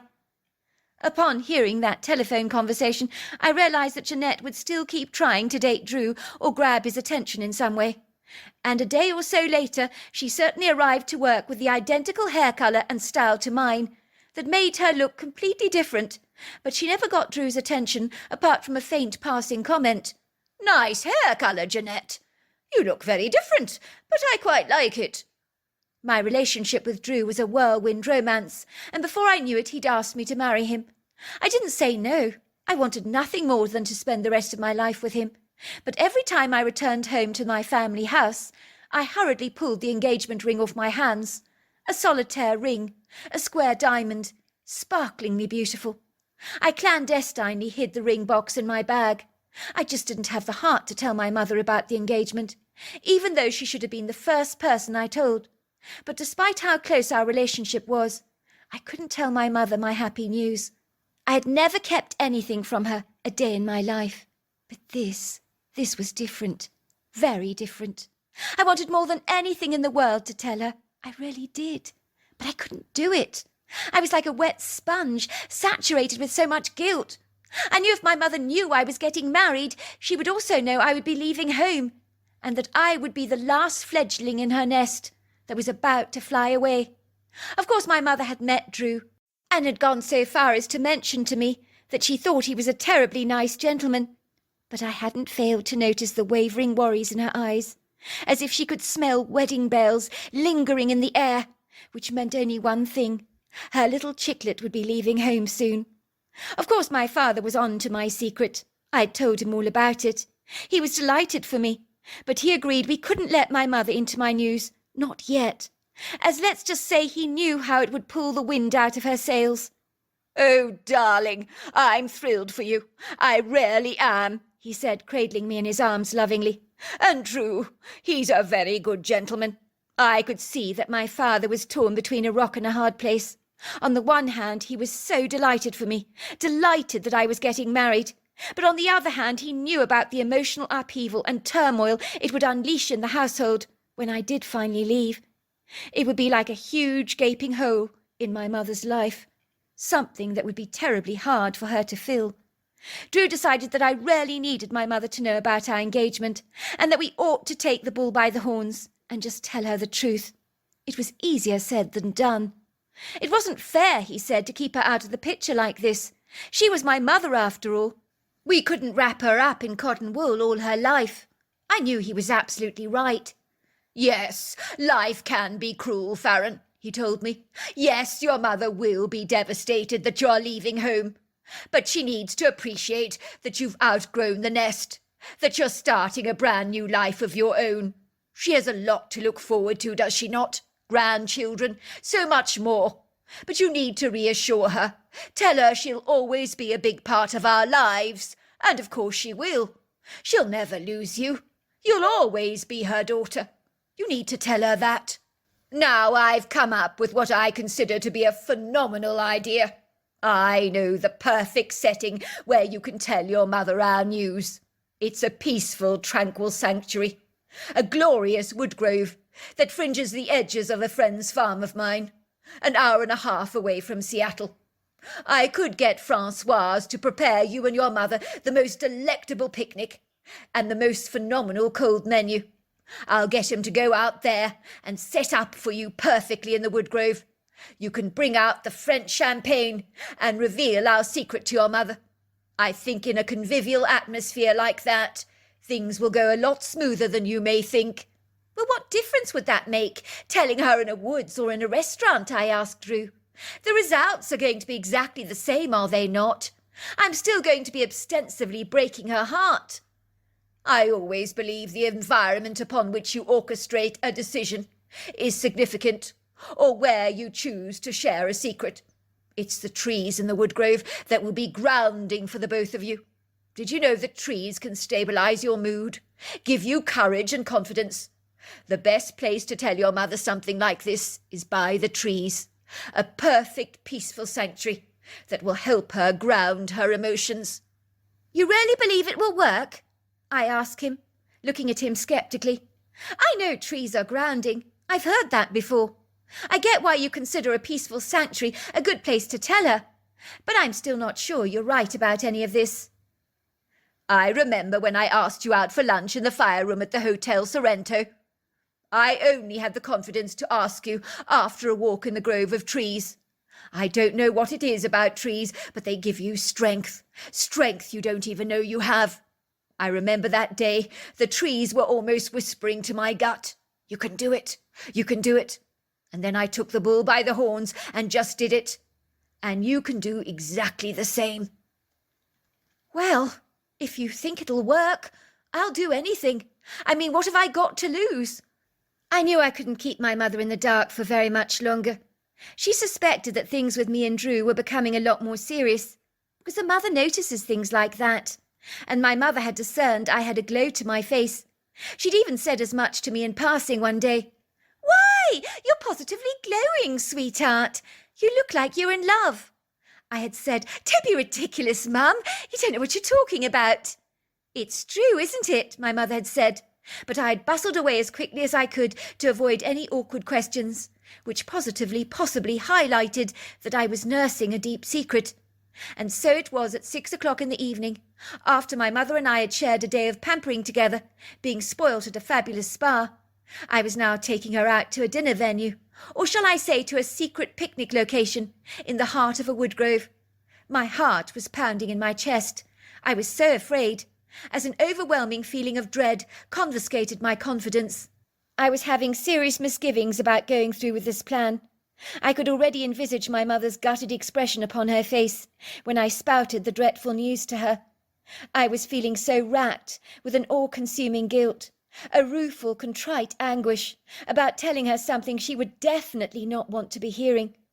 Is this what it feels like to be a surgeon, I wondered, informing your patient that they've got a deadly disease? Maybe I'm being way too dramatic, but it certainly feels like this.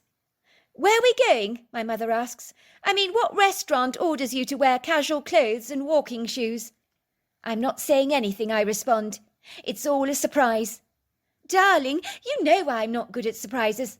I do wish you'd tell me what's going on. You've got me so intrigued.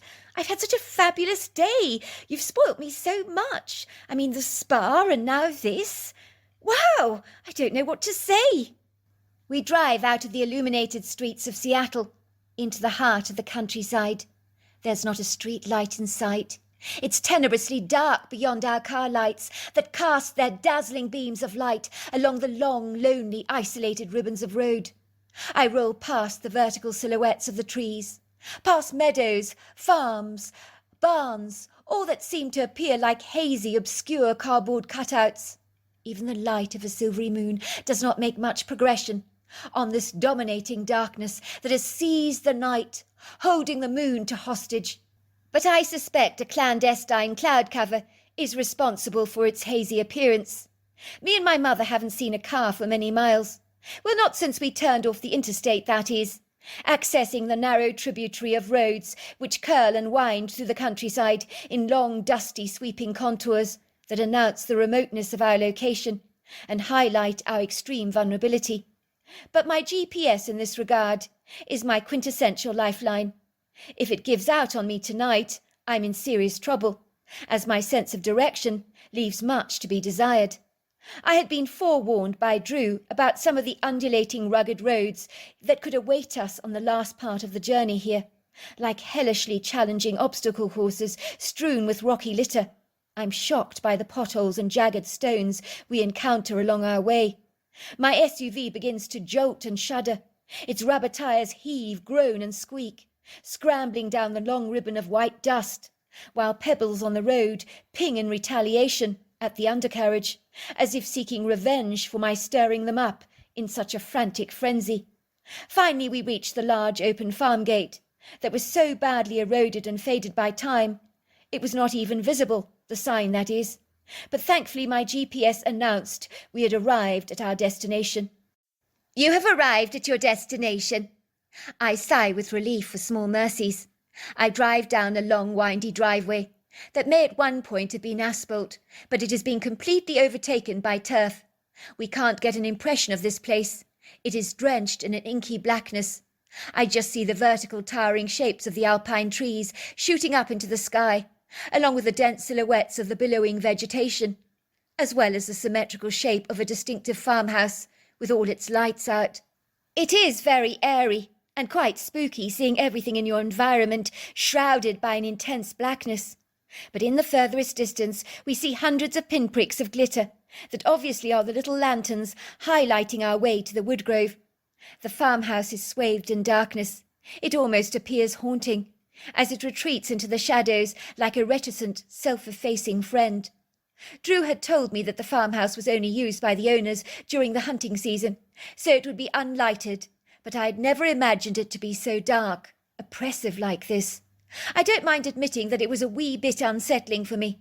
My mother climbs out of the car, glances around at her environment curiously. I now see why you wanted me to wear practical clothes and sensible shoes, sweetheart, and to bring a torch. You weren't kidding, were you? It's like we're in the middle of nowhere out here. But it's exciting being out at night like this. Surely the restaurant you're taking me to isn't out here? I grin cheekily at my mother, leading her by the hand, as if I know exactly where we're going, when in reality I haven't got a single clue. I know that I should follow the orbs of light. All will be revealed, I say. With our torches in our hands, guiding our way, we walk through the knee-high grass of a farmer's field, where the strong scents of wild flowers permeate the air with their fragrant flowery bouquets, along with the pleasing minty citrusy whiff of the pine trees. A cool breeze blows against us, whipping at our clothes with gentle nipping nudges, while the chorus of the frogs and crickets serenade our welcome most warmly.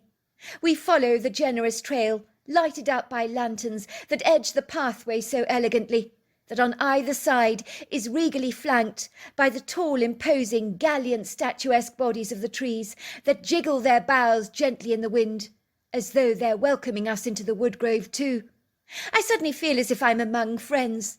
These trees are a buttress of support for me that will bolster me up if the need should arise. It's as if they've almost got my back, and my mother's as well. We stumble uneasily up the precipitous steep pathway, taking great care to watch our footing, as there are roots, rocky appendages, turf, slippery pieces of moss and plant matter that jut out angrily from the earthen floor, like gnarled, grotesque hands that are eager to ensnare an unsuspecting foot from its stable placement. Finally we come to a clearing. My mother audibly gasps, "Sweetheart, I don't know what to say. This is so incredibly beautiful. And you mean to say you did this all for me?" I see my mother's eyes dart over the picnic spot that is more sublime than I could have ever envisaged possible. I give myself a smug little self-congratulatory hug. There's a huge red tartan rug spread across the glade, scattered with a plethora of sumptuous bright-coloured cushions. There's a couple of bottles of French champagne on ice, a bottle of elderflower non-alcoholic fizzy water, and a huge picnic basket on the rug. There's a large oak tree which is covered in hundreds of thousands of battery-operated fairy lights, and some floor lanterns frame the area. I marvel at what a great job the chef's team did on my behalf. "Yes, this is for you, Mum, especially for you," I pipe proudly. "Do you like it?" "Like it, sweetheart!" My mother almost has tears at the back of her eyes. "Like it! No one has ever done anything like this for me before. I've always dreamed of a picnic like this in the woodgrove at night. This is spectacular. It's magical. It's so special." My mother gives me a warm, effusive, thankful hug. Tears are springing out of her eyes. She's so grateful. My mother nods as she sinks onto the cushion and marvels at the setup. "Oh, my word! I do wish your father was here. This is so romantic. I should do something like this with your father, you know. He would love it. It's so fabulous." Me and my mother open up the picnic basket to see what it contains, feeling like excited kids at Christmas opening up our presents, Look, there's Parma ham flatbread, I say. Mozzarella and rocket salad, lobster Wagyu rolls, York and ricotta cheese salad, smoked salmon, olives, cream cheese, marinated vegetables, caviar. Then for pudding there's frangipan gatto and butterscotch bars. I mean, it doesn't get better than this. Before long, my mother is tucking away happily into the food, oohing and eyeing appreciatively. Oh, my word, this lobster, it's absolutely delicious. It's so succulent. That boyfriend of yours is definitely behind this cuisine, am I not right? Oh, how are things going with this Drew man of yours? You haven't spoken much about him to me recently. Why all the secrecy, sweetheart? Is there something you're not telling me? Oh, of course he's behind the food tonight. Do you think I'd pull off something like this myself? Never. Francois and his team of chefs are behind all this, and let's just say perfection is the only word they know. An impossibility doesn't exist in their vocabulary. That I know for a fact. Mum, I say suddenly, you know I told you I wanted to treat you tonight. Well, there is another reason I organised this celebratory picnic. And actually, it is all about Drew. Another reason? Says my mother, raising a brow. Go on. You've got me intrigued, sweetheart. Mum, I'm engaged to Drew Levine. We're getting married. For a moment my mother sits very still. The colour drains away from her face. My heart sinks. It's as if I've hit her across the face with a brick. Oh, darling, I'm so pleased for you, she says, trying to look delighted. But I can see she's wrestling with herself, failing to conceal the dreadful hurt that is springing up through her body like a fountain spring. He's such a lovely man. Lovely, she says, the tears springing down her cheeks, while she wipes them away quickly. Look at me, she chuckles. I'm emotional. I'm an emotional wreck. Of course I'm happy for you, darling. Very happy. Well, you found yourself a keeper there. I do like Drew. The moment I met him, because I could see he was besotted over you. There isn't a shallow bone in his body. I mean, that man's got substance. Not many around him like that, I have to say. Well, he would have to have a lot of substance, wouldn't he, falling for me on the day I looked like something the cat dragged in? My mother giggles. My point exactly, sweetheart. You were a sight for sore eyes that day, but obviously not to Drew Levine. He could see through it all. Oh, Mum, I'm so sorry, I say, taking her into my arms and rocking her gently. I know you don't want me to leave home. But you knew it would happen one day. It has to happen. I can't live at home forever. And I do love him, Mum. I really do. Besides, Mum, you'll always be involved in my life, just as much as you've always been. Maybe more so, because we'll do more things together, as mother and daughter. I'll call you regularly. We'll get together often, I promise. I'd never leave you. Surely you know that. Besides, you're going to get grandchildren. That is got to be something you're going to look forward to one day. My mother wipes her tears away. Don't mind me, darling. I'm just being completely selfish. Of course you've got to leave home. It was always on the cards, wasn't it? But you know my stomach is made up of marshmallow, and I don't take news like this very well. It gives me indigestion. It makes me feel positively sick. I think I'm scared of being alone, scared of losing you. I don't know why I react so badly. It's ridiculous. Some people might say to me, get a life. But you kids, you've been my life. You're all about my life. What's that? She says suddenly. What? I asked. I thought I saw something in the corner of my eye, behind that tree. A dark shadow staring at us. I thought I saw yellow eyeshine. I know I did. What, Mum? You're trying to scare me, are you? I grin wickedly. My mother used to love scaring me as a kid, dressing up like a ghost, creeping into my bedroom around Halloween. Was she winding me up again to avoid the uncomfortable conversation we were now having? It seemed more than likely. Of course there's going to be dark shadows that appear to be looking at you in the forest at night, but it's nothing to worry about, Mum. But Fallon, listen, she whispers, her blue eyes looking at mine earnestly. Can't you hear it? I look at my mother befuddled. I don't know what you're talking about, Mum. I can't hear a thing. That's the point, Fallon, says my mother. Where did the background noises of the forest go to? Why has it become so airily quiet all of a sudden? You've got to admit, it's rather freaky. My mother was right. It had grown quiet in the tenebrous forest. There were no croaking frogs or chirping crickets. But more than that, I got a spooky, unearthly feeling that we were being watched. Maybe Francoise's chefs, one of them, had appeared on the scene. He was peeking in on us to see how things were going. That was what it was. That would explain it. But then we heard a strange chuckling sound, as some small little pine cones came flinging our way, like a plethora of hailstones, landing all around us. What the hell, I think? Who is that? Excuse me, but that's not funny. You don't just go throwing pine cones at people like that. Is that you, Julian? I call out. Julian was one of Francoise's recruits in the kitchen, a young boy of 15 years old, that had a propensity of playing tricks on people at the restaurant all the time.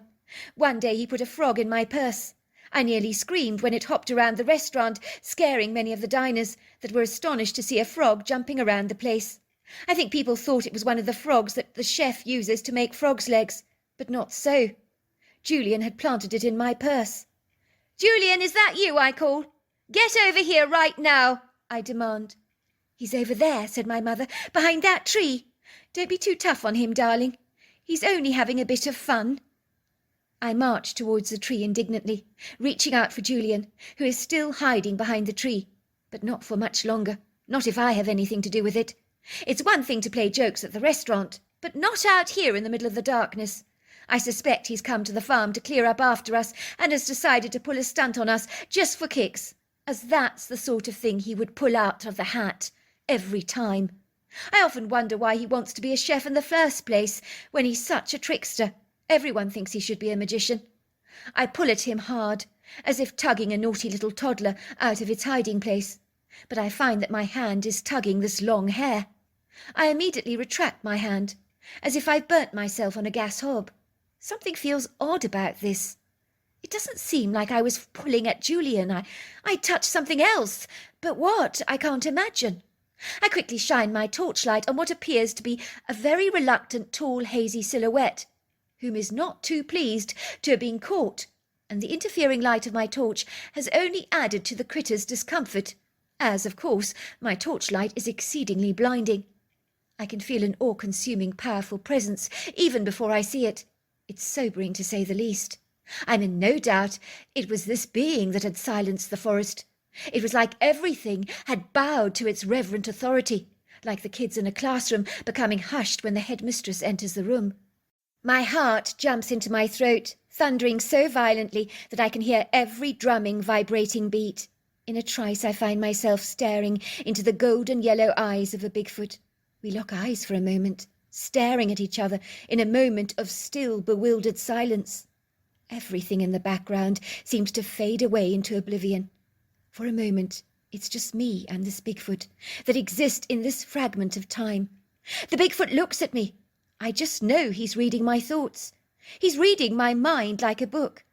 I feel as if he has power to drill into my soul, to see what I'm all about. I'm not afraid in his presence, as my fear has been gobbled up by an extreme fascination, a curiosity, an inquisitiveness, and it's like I just want to know all about him. Everything about this anomalous creature entices my intrigue. I can only describe him as one of the most magnificent creatures that I have ever had the privilege to meet. Words fail to tumble out of my mouth, even when my mother calls my name. Fallon! Fallon! What's keeping you? Is it Julian? I hope you're not being too hard on him, dear. It was only a bit of fun. Is that her? I hear a voice in my head speaking. I realised by the questioning look in the Bigfoot's eyes that he was asking a question to me, but he didn't speak it audibly. He spoke it to me in my mind. I'll speak to her for you, comes the voice. I was notified that she needed my counsel. What the hell? I thought. Did the Bigfoot actually speak to me? And who notified him to speak to my mother? And why? What on earth is going on here? This situation is getting more and more bizarre by the minute. By this time my mother is standing at my side. I know she's expecting to see Julian. Her face becomes transfixed by an astonished intrigue, as she realises we're both staring at a Bigfoot. The Bigfoot turns his gaze away from me onto my mother. He holds her eyes for a long moment, for what seems like quite a long time. I'm transfixed by what I'm beholding, My mother is engaged in a telepathic conversation with a Bigfoot. She's hanging on to his every word. She's nodding at him, and I know in that moment he's told her something very significant, as she wipes a tear from her eyes and says, "Thank you, thank you. You've made me feel so much better." The creature then nods and turns away, glancing over his shoulders at us one more time, and then he's gone. "Bloody hell," says my mother. "Did that really happen to me, or did I imagine that? Tell me I didn't imagine that." "He told me he'd been given an important message to deliver to me." "It happened, Mum," I say. "It does seem like he wanted to talk to you. What did he say to you?" "He put a picture of a young girl in my head. He said she needed my care, and that I never had to stop being a mother, as there are lots of orphans out there that need mothering, so that your leaving home should not make me so sad, that I still had a lot to give, and that my life was far from over." As you can imagine, I didn't know what to make of the events of that night. My mother was so caught up in the excitement of the Bigfoot encounter that she barely gave my leaving home a moment's consideration, but told anyone who would listen that there was this girl the Bigfoot said she would be taking care of very shortly, that needed a home, which had made her very happy. I think people thought my mother had become incredibly loopy as a bad reaction to my news. They thought she'd made everything up, from the Bigfoot to the picture in her head of the young girl that she would be looking after. My mother drew a picture of the young girl on a piece of paper. We thought no more about it, but a week later a woman my mother had known for many years asked her if she would foster this young girl for a while, who had lost both of her parents. Let's just say we all did a double take. The girl was the exact image of the girl the Bigfoot had put in my mother's head, that she'd drawn on a piece of paper. I was to find out from my dad that he had prayed for a miracle, so that my mother wouldn't break down when I left home. And she never did, thanks to this Bigfoot and his message. And she's still happily fostering to this very day. He had told her that she never need to stop being a mother, and she hasn't, that's for sure. Now that I'm a mother myself, happily married to Drew, I've learnt there is nothing more unconditional than a mother's love. So there you are, that's my story. Dear Sarah, and all your lovely listeners, Mr. Griffin Bartholomew was well along in years, approaching the winter of his life, but he still had a skip in his step, and certainly a reason for getting up in the morning. He loved the natural world, and all of its magnanimous offerings, like the deers that would often frolic in his meadow in the early hours of the morning and late at night. He loved his regular visitations from a party of raccoons that he would feed often with some very healthy treats. He thoroughly enjoyed sitting on the outside patio during the day, watching a plethora of bird life visiting his pond. The changing of the seasons for him almost mirrored and reflected his very own life. He likened himself to a wizened old deciduous tree, an oak perhaps, as Mr. Bartholomew liked oaks very much. A tree, let's just say, that had thrown off its leafy bounty during the autumn months, now with barren branches stripped bare, which was reminiscent of letting go of all the things in life that no longer served him well. If there were any benefits of getting older, Griffin found that letting go was a lot easier these days. Of course, he missed his beloved wife Dawn, who had died 5 years prior. He'd always believed he'd have been the first to go in their relationship. But one thing Griffin had learnt in life is that life can be full of surprises, be exceedingly unpredictable, and nothing is ever cast in stone. Mr. Bartholomew had a few bad habits, don't we all? He enjoyed smoking cigars, the occasional glass of ice-cold beer, and he had a particular strong sweet tooth and could never say no to a rich chocolate brownie, or something equally as decadently rich and naughty.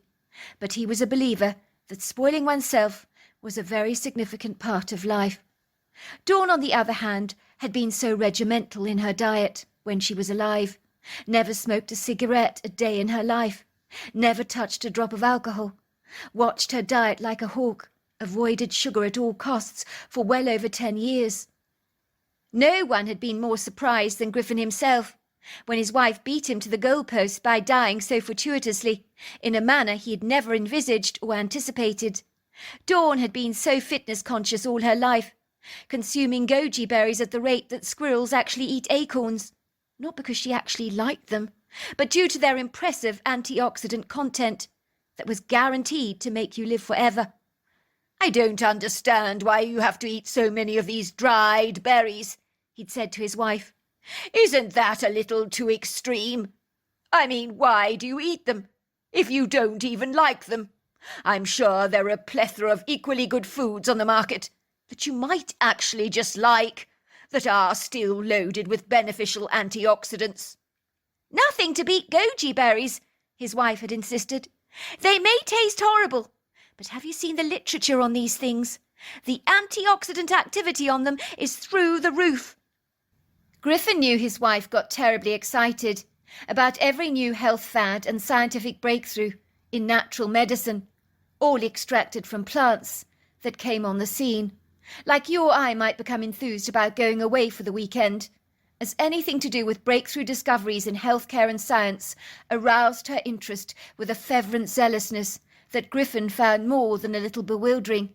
How could anyone get so thrilled about an extraneous bunch of bottled supplements, he would wonder, dried fruits and Chinese herbs, imported from remote locations around the world? But it would seem his wife always did. With a sense of wary resignment, Griffin had watched his wife over the years knock back a cocktail of exotic natural plant extracts, like ginseng and ginkgo biloba, as if they were Coca-Cola. Many of these avant-garde concoctions were from the Amazon rainforest, Russia, Western China, and other peregrine far-flung corners of the globe. His wife would sit there at their long oakwood kitchen table, going through the next collection of natural supplements she intended to take, that she had ordered. She'd open the brown paper package that had been delivered to their front door, with the same eagerness a kid might get at rifling through a Christmas stocking at Christmas. At the time, Griffin thought his wife's obsessive passion for following every bizarre healthcare trend was almost amusing, endearing even, if not completely over the top. But that was what he loved about his wife. She could be over the top, and her focus on health had become all-consuming of late.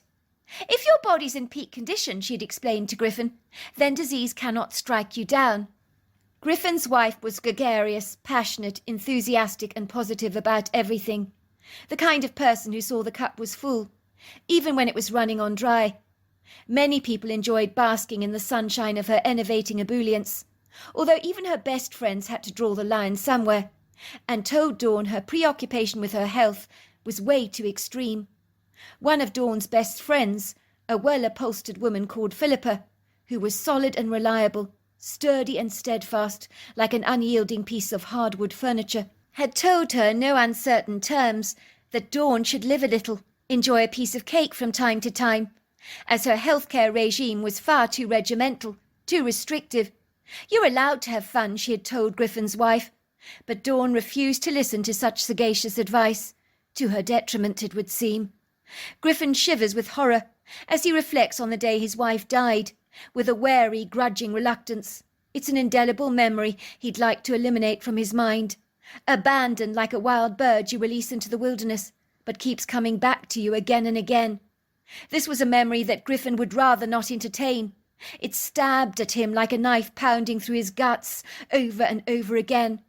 Perhaps he should have paid more attention, then things might have turned out so differently, and his wife would still be alive today.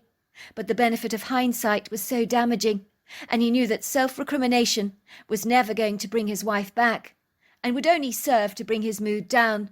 And what was the point of that? The day his wife had died had started like any normal day. But this is so typical of a serendipitous event, is it not? It is unexpected, unanticipated. It happens out of the blue, like a horrifying hurricane possessing no compassion for those caught up in its wake. On that fateful day that is indelibly printed in his memory, Griffin recalls his wife getting out of bed, when the sun was rising over the valley, like a shy, reticent friend peering over the mountain face. Griffin had climbed out of bed, possibly half an hour earlier than usual, and pulled back the long white heavy curtains of the upstairs windows, rolling back the sliding doors, and casually strolling out onto the balcony, wearing his tartan dressing gown, tied around his middle. Griffin rested his arms casually on the black ornate wrought-iron balustrades, where he looked down upon his wife from the second-floor bedroom balcony. She was in the backyard, performing her yoga rituals with a pink headband that was pulling back the fringe of her short brown pixie haircut. She was wearing her bright pink gym regalia, which included pink leggings and a snug-fitting matching tank top. Normally Griffin would turn around and walk through the bedroom, down the passage, trudge down the long sweeping staircase to the kitchen, but not today. Usually moments after he'd risen from bed, he would be observed bustling around in the kitchen making himself a much-needed cup of coffee, as like many people, without his caffeine fix in the morning, he found it rather difficult to get his day started.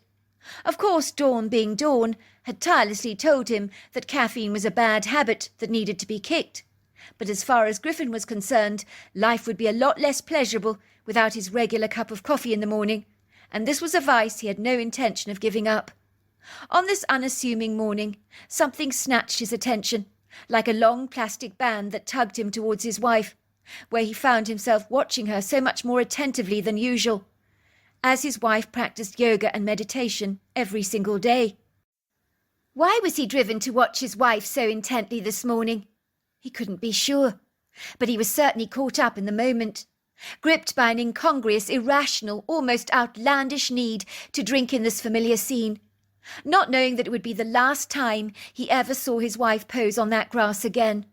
Could something within the depths of his heart alerted him to a secret inner knowledge that had harnessed his attention on his wife, so that he could enjoy these final moments in the chapter of her life, as the book had now reached its final page? Griffin marvelled at his wife's flexible, agile movements. How he wished he could move like that. It was a struggle for him to even touch his toes these days. His wife's movements were graceful, floating, elegant, and on this occasion her arms were outstretched wide like an eagle's wings, her one leg lifted up against her knee.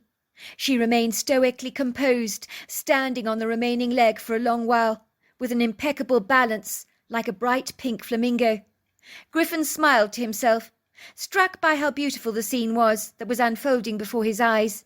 His wife in the foreground in the yard, standing on her bright pink rubber yoga mat that was laid spread out across the viridescent green grass, adjacent to the large silvery pond that was surrounded by weeping willows that skimmed their feather boa-like leaves above the water, while the reflectant surface sparkled in the morning light with a silvery sheen, and glimpses of the surrounding vegetation mirrored themselves above the water, whilst in the furthest distance the billowing shapes of the mountains caressed and skimmed the cobalt blue sky, with their undulating, jagged, craggy but imposing contours, their rugged sculptural surfaces that peppered the firmament with the fiery impressions of both drama and intrigue that were arrestingly beguiling to the natural eye. The immaculate short-cropped grass of the lawn folded into the knee-high grass of the meadow seamlessly, like shaved sideburns on a man's face, flowing up into a central column of long sweeping hair. It looked natural, was flamboyantly dappled with pretty wild flowers, while in the furthest distance in the landscape he could see the friendly vertical silhouettes of the trees, dwarfed by the mountains, but nevertheless magisterial in their elegant gait and viridescent foliage. Everything looked spectacularly postcard perfect that morning.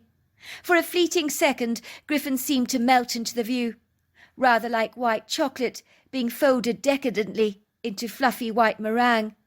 For an evanescent, cursory moment, Griffin forgot where he was, almost as if his train of thoughts had flown away like a bird on the wind. It was an ominous rumble of thunder that shook him out of his meditative state, like a jolt of electricity, reminding him that he'd been staring down at his wife indefinitely, for possibly over 20 minutes now. Griffin glanced up at an unappeasable temperamental sky that had suddenly chosen to change her sombre, calm outlook, which was hijacked by a petulant, bad-tempered mood, as groaning rumbles could be heard in the distance, booming ever closer and closer. It would seem that a pervading greyness bled through the sky, like a black ink spill over a white piece of paper, as if chimneys of grey smoke had swirled over the firmament, as the sky took on a mottled grey appearance. Seconds later the heavens opened. The first drops of rain began to collide onto the ground. Griffin's wife hurriedly rolled up her pink yoga mat and dashed into the house, as the rain suddenly pelted down in cats and dogs. By all accounts, Dawn, a woman in her early 70s, she could move like a March hare should the need arise, and she tore up the sweeping staircase, changed into a pair of jeans, and then tore down the staircase again, and dutifully began bustling around the kitchen to make Griffin his early morning cup of coffee. Dawn thoroughly enjoyed taking care of her husband, even if she disapproved of his diet, but she was not the kind of person who imposed her will on anybody, and while Griffin appreciated this, he knew how much she would love to convert him to her way of thinking. But Dawn knew in her heart that Griffin was very much set in his ways, a meat and potatoes man, with a sweet tooth that loved coffee and cigars. Griffin watched his wife standing over the griddle, frying him bacon and eggs, while she prepared herself a blueberry smoothie with oatmeal by throwing all the ingredients together in a whizzer until a thick purple liquid gleamed through the Kenwood glass, from which she poured herself a large glass. They both sat down at the oakwood kitchen table, in their rustic-looking kitchen that overlooked the backyard, and watched the torrents of rain thrusting down streams of water that beat against the window panes, where droplets of water slid down the glass like long tears on a sad face. It was a pleasing sight to behold, as the couple loved the smell of rain, and how the countryside always so positively responded to her generous offerings. But the rumbling thunder brought with it a measure of intimidation and foreboding this morning, as some of those sounds that thundered through the sky appeared inauspiciously portentous. A while later the familiar sound of the postal van could be heard rolling down the driveway. Griffin could see the van parking in his drive, but remaining stationary for a long while, as if Don Clover, who was their regular postman, was trying to sit out the very worst of the storm. Who could blame him, as this was one hell of a rain? But 5 minutes on, the unrelentless rain shower continued to pound down. So Don quickly dashed out of his postal van and ran to the front door. And as Griffin opened the door to him, he was shocked to see how wet Don had become, from just dashing a few seconds from the van to their door. It was incongruous that anybody could be this wet. "Come in, Don," he insisted. "You look like a drowned rat. Dawn can put on a kettle for you. Maybe after you've had a cup of coffee. The rain will have calmed down a little." Don did not refuse. The idea of some hot coffee and a towel to dry off didn't seem like something he would easily turn away. He was feeling slightly chilled in his blue clothes. Besides, he knew Dawn and Griffin rather well, as over the years the couple had become good friends with him. Don had not caught up with them for a long while, and why not now, when the heavens had so conveniently opened? It would be great to have a chinwag again, and Don, being naturally social by nature, thoroughly enjoyed a good natter. His mother had always told him he ought to have been born a woman, as he loved talking so much. Griffin handed the grateful postman a towel to dry off, while Dawn busied herself around the gas hob with a kettle, preparing some coffee for Don. "Looked like it was a fine day out there this morning," says Don, "and then the weather just changed so suddenly. That's why we get paid well for what we do. The weather can be the bane of one's life as a postal worker. We have to brave it all, come rain or shine, hail or sleet. It's the nature of the job, you see. Goes with the territory, I suspect." "I bet so," says Dawn. "You don't have an enviable job, do you, Don? It's the elements that can get you down, but on a good day it must be so pleasing, so pleasurable walking in that sunshine." She puts down a mug of hot coffee for Don, and sits down opposite him around the oakwood table. Dawn is sipping into her blueberry smoothie, and conscious she hasn't offered any to Don.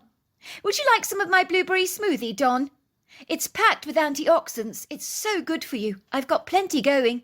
"No, thank you very much, Dawn. Does look delicious. I like that purple colour, but I'm afraid it looks too healthy for me. I like my coffee at this time of the morning. It keeps me going. It gives me that buzz. But this coffee of yours, Dawn, is very good, and given you don't drink it yourself, I am impressed. You make a very good cuppa. So tell me, how have the two of you been keeping?"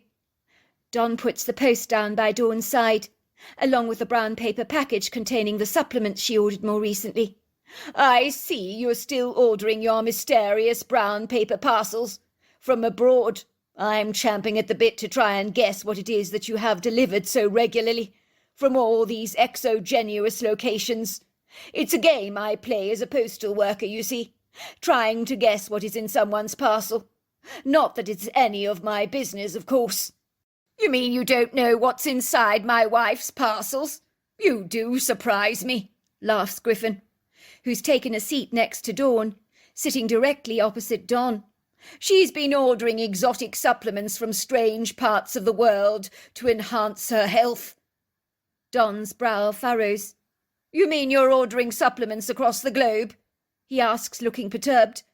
Is that a good idea, Dawn? I don't mean to interfere, but are you sure you know what you're getting?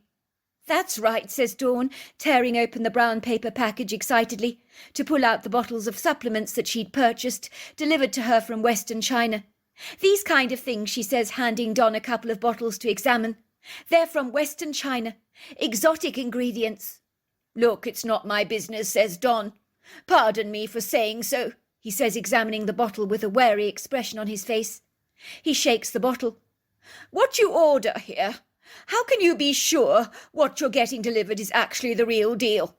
You hear about these worldwide cons. You could be spending a fortune on placebos for all you know, and not even know it. Or worse still, a toxic substance or inferior grade product that could be more detrimental to your health than beneficial. Let's just say I've heard stories that could make your hair curl. Oh, I think the place I'm ordering from is legitimate, says Dawn emphatically. I checked the details. They appear to be pretty legit. They seem to be a genuine company. Postman Don looks less convinced. I don't understand why you need all these supplements, Dawn. I mean, our bodies had to function efficiently long before the supplement industry ever leapt on the scene. And if you ask me, much of it is about making big bucks. It's agenda-driven, let's not kid. These supplement companies are worth billions, and they're not really interested in your health. It's all about your money. At this, Dawn looked a little ruffled, as if she wasn't happy about where the conversation was leading, as she felt it was nobody's business what supplements she chose to take. It was her body, after all, and the last thing she wanted was to be judged for her decisions. Don, on sensing Dawn's discomfort, changes the subject with a gentle tact, although what he says sharpens the attention of both Dawn and Griffin at once, and throws all the thoughts of natural medicine to the wayside. You don't know this, he said, but I think there might be a Bigfoot living on your land. I've caught sight of her twice when I've delivered post to your place.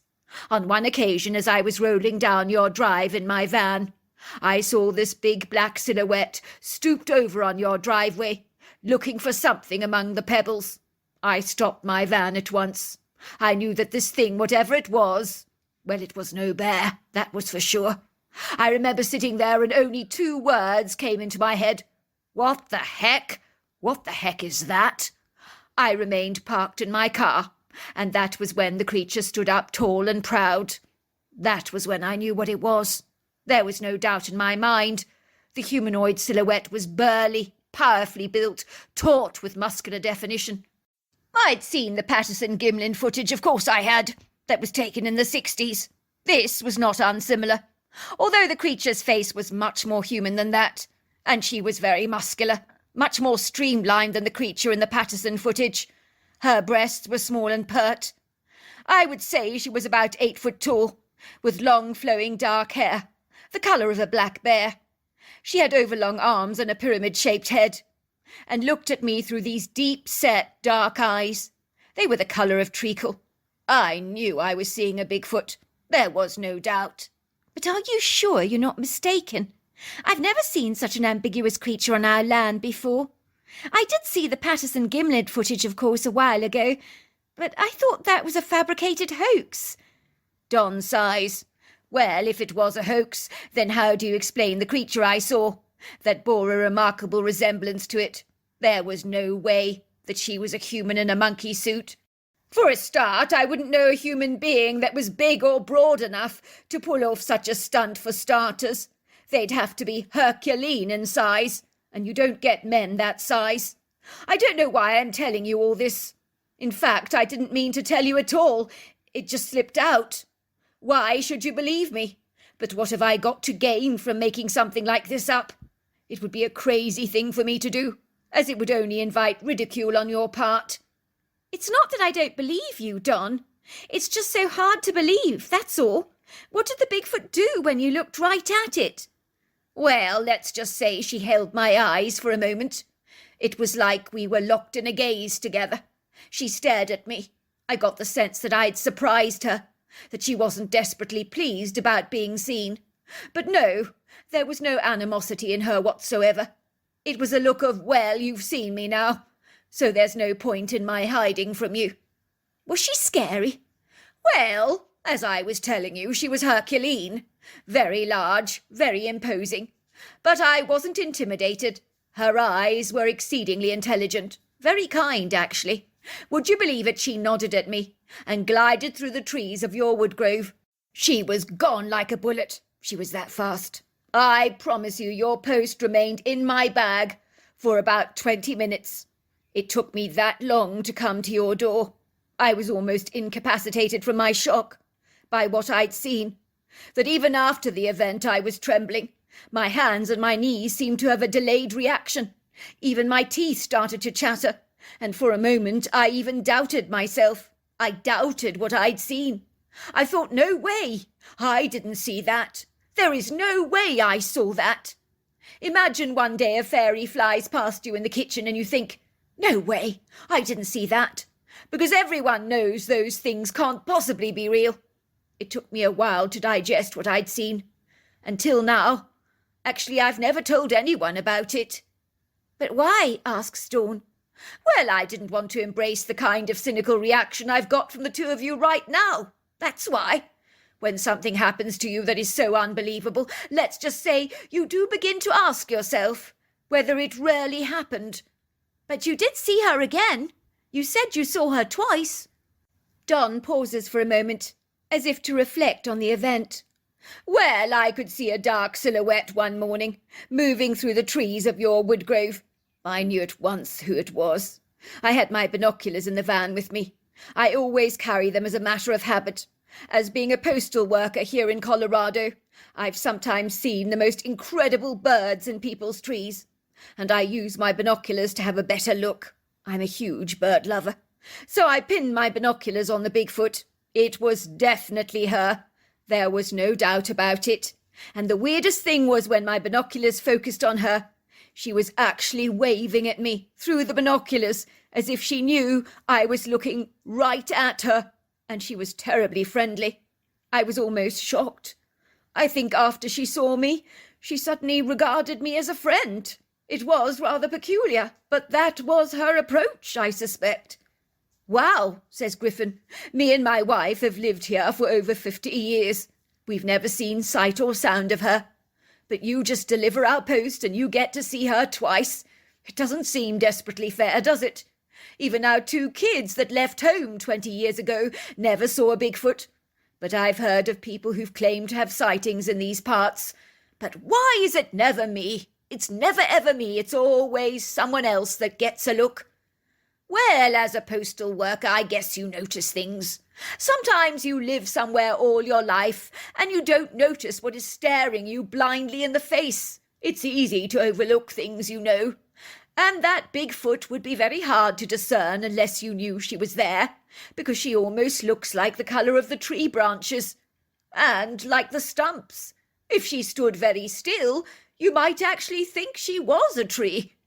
Well, I suppose what you're really saying, Don, is I need to be looking at my environment, checking things out more, inspecting the wood grove. And you're right, I don't do that enough. Griffin's wife begins to open the package that he had delivered in the post that morning, and his wife twists the bottles open, popping 2 pills into her mouth, knocking them back with the rest of her blueberry smoothie. The postman is grinning. He clearly finds Dawn's fixation over exotic plant species designed to improve her health rather amusing. What are the tablets for, Dawn? Well, this one here is supposed to help with premature aging, and this one here is a heart tonic. Don't ask me to pronounce the names because I can't read Chinese. And this one detoxifies the liver, she announces proudly, looking like the cat that had got the cream. I'm a simple man, says Don, taking another swig of his coffee. Always have been. Nothing wrong with good American grass-fed beef, if you ask me, and a serving of healthy vegetables. That's my idea of good health. You know I've never popped a pill a day in my life, and I'm not about to start now. And I'm sorry, Dawn, but you haven't sold me on any of your supplements." It's in that moment that Griffin and Don both stare at Dawn.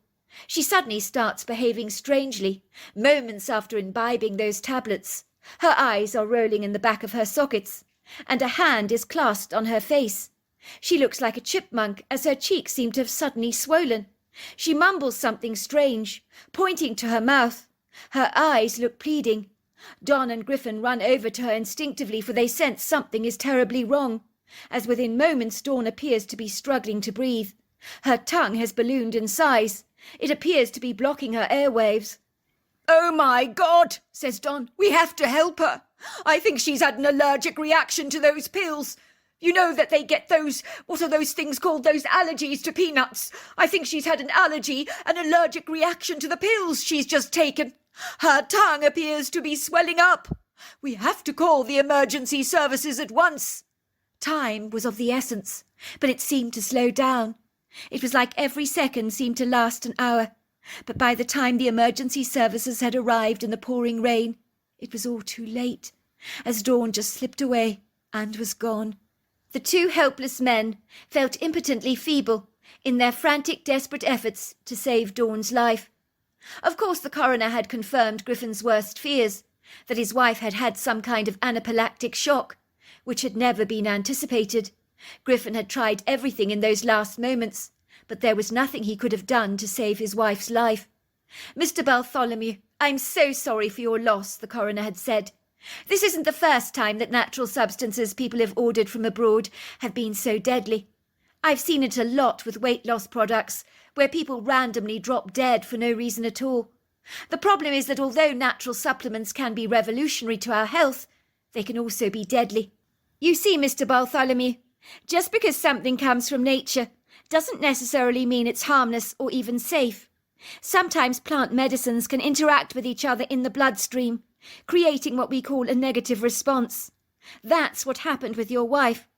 The results from toxicology confirm that 2 plant supplements that should never be used in combination with each other were taken together, with toxic consequences. Your wife's body pursued it as a threat, so it reacted unfavourably, as it would in an allergy situation, like you'd get with a peanut allergy. It obstructed her airways by causing her tongue to swell, which is why she died." "But I don't understand. My wife was so careful with her health." "Mr. Bartholomew, if there's anything I've learnt about life, is number 1, it's far too short for the all of us. Let's not kid about that.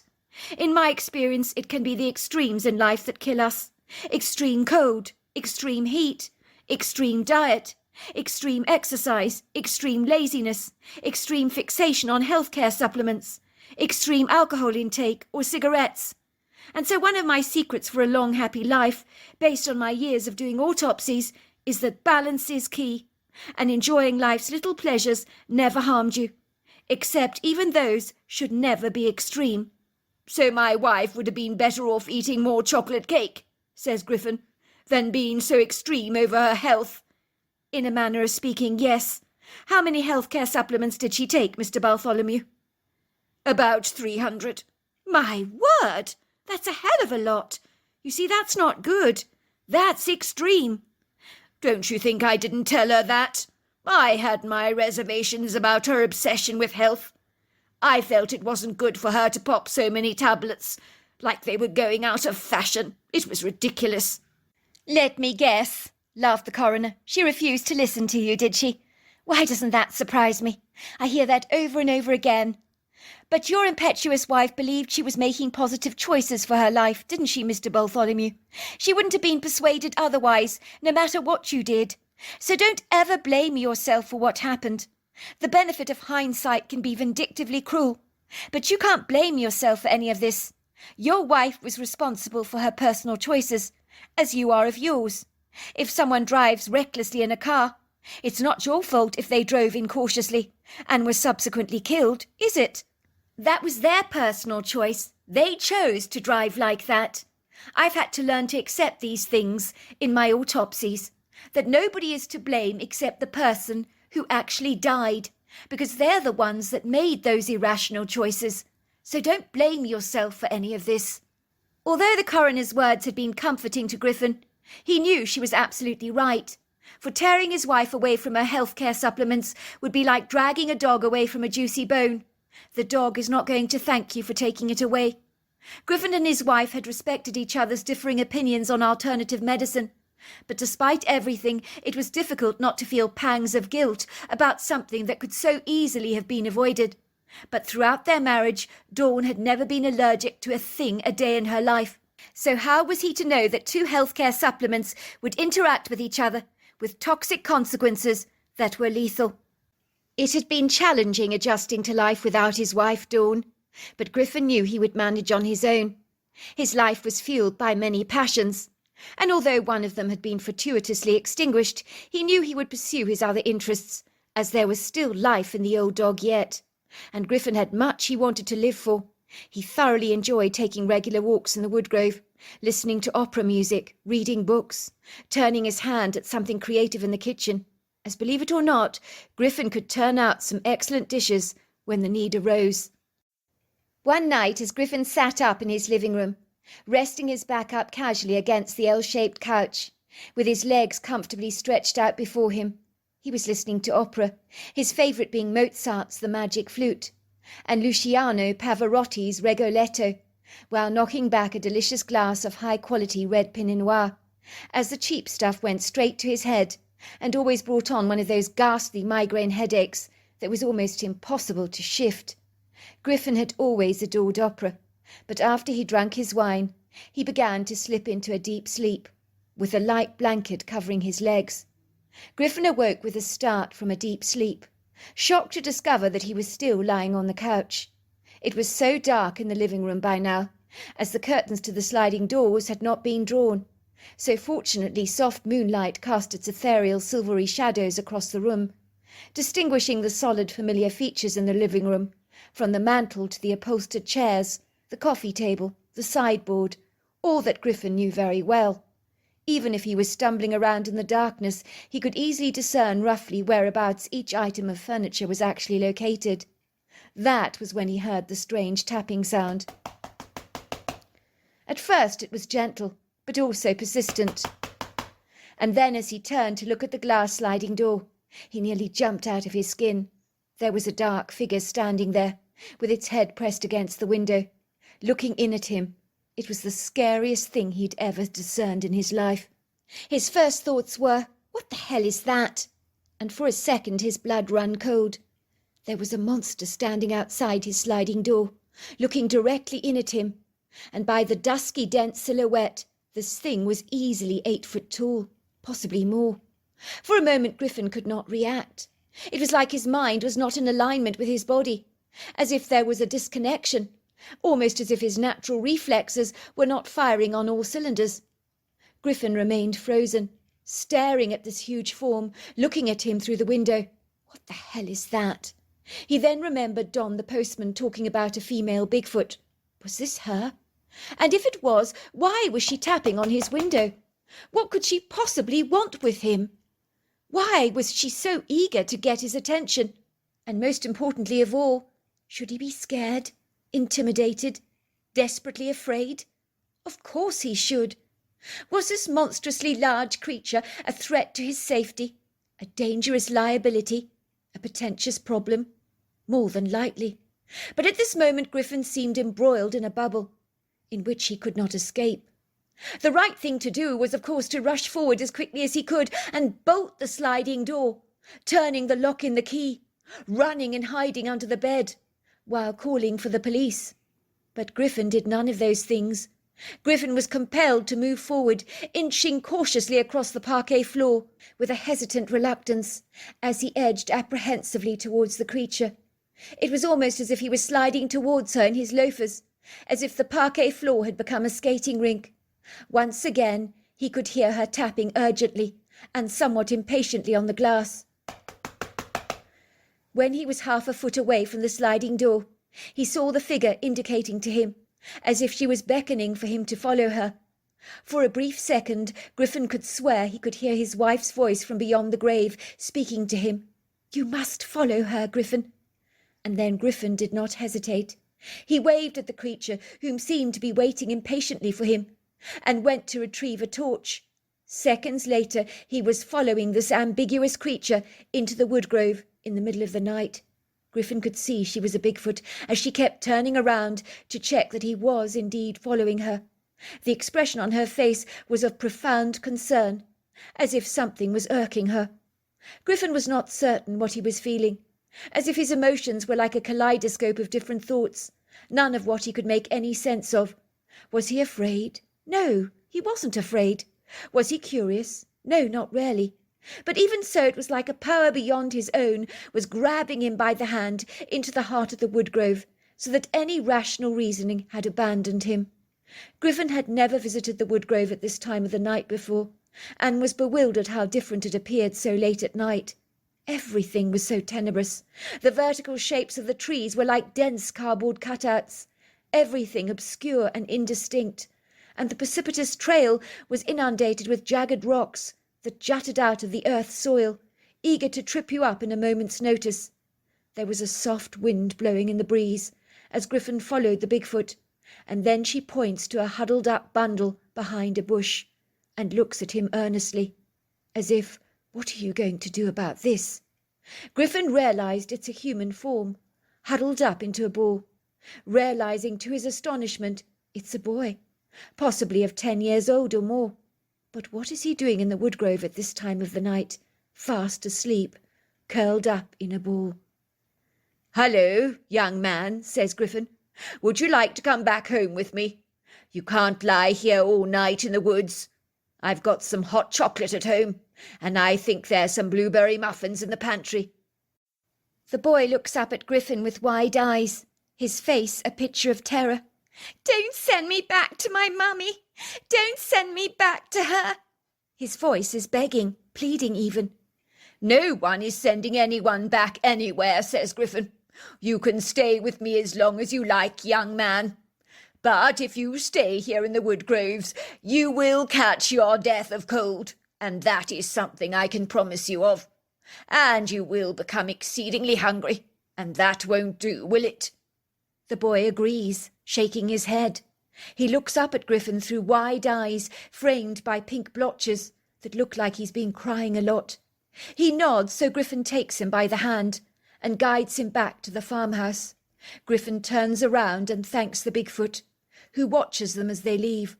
"What's your name, young man?" "Robin," he says. "And yours?" "Griffin.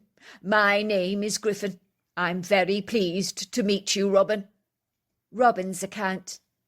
I was 12 years old at the time when I knew I couldn't live with my mother a moment longer. Even from a very young age, I knew my mother had mental problems and was exceedingly unstable. When my father had been alive, living with her had been bearable, well, just.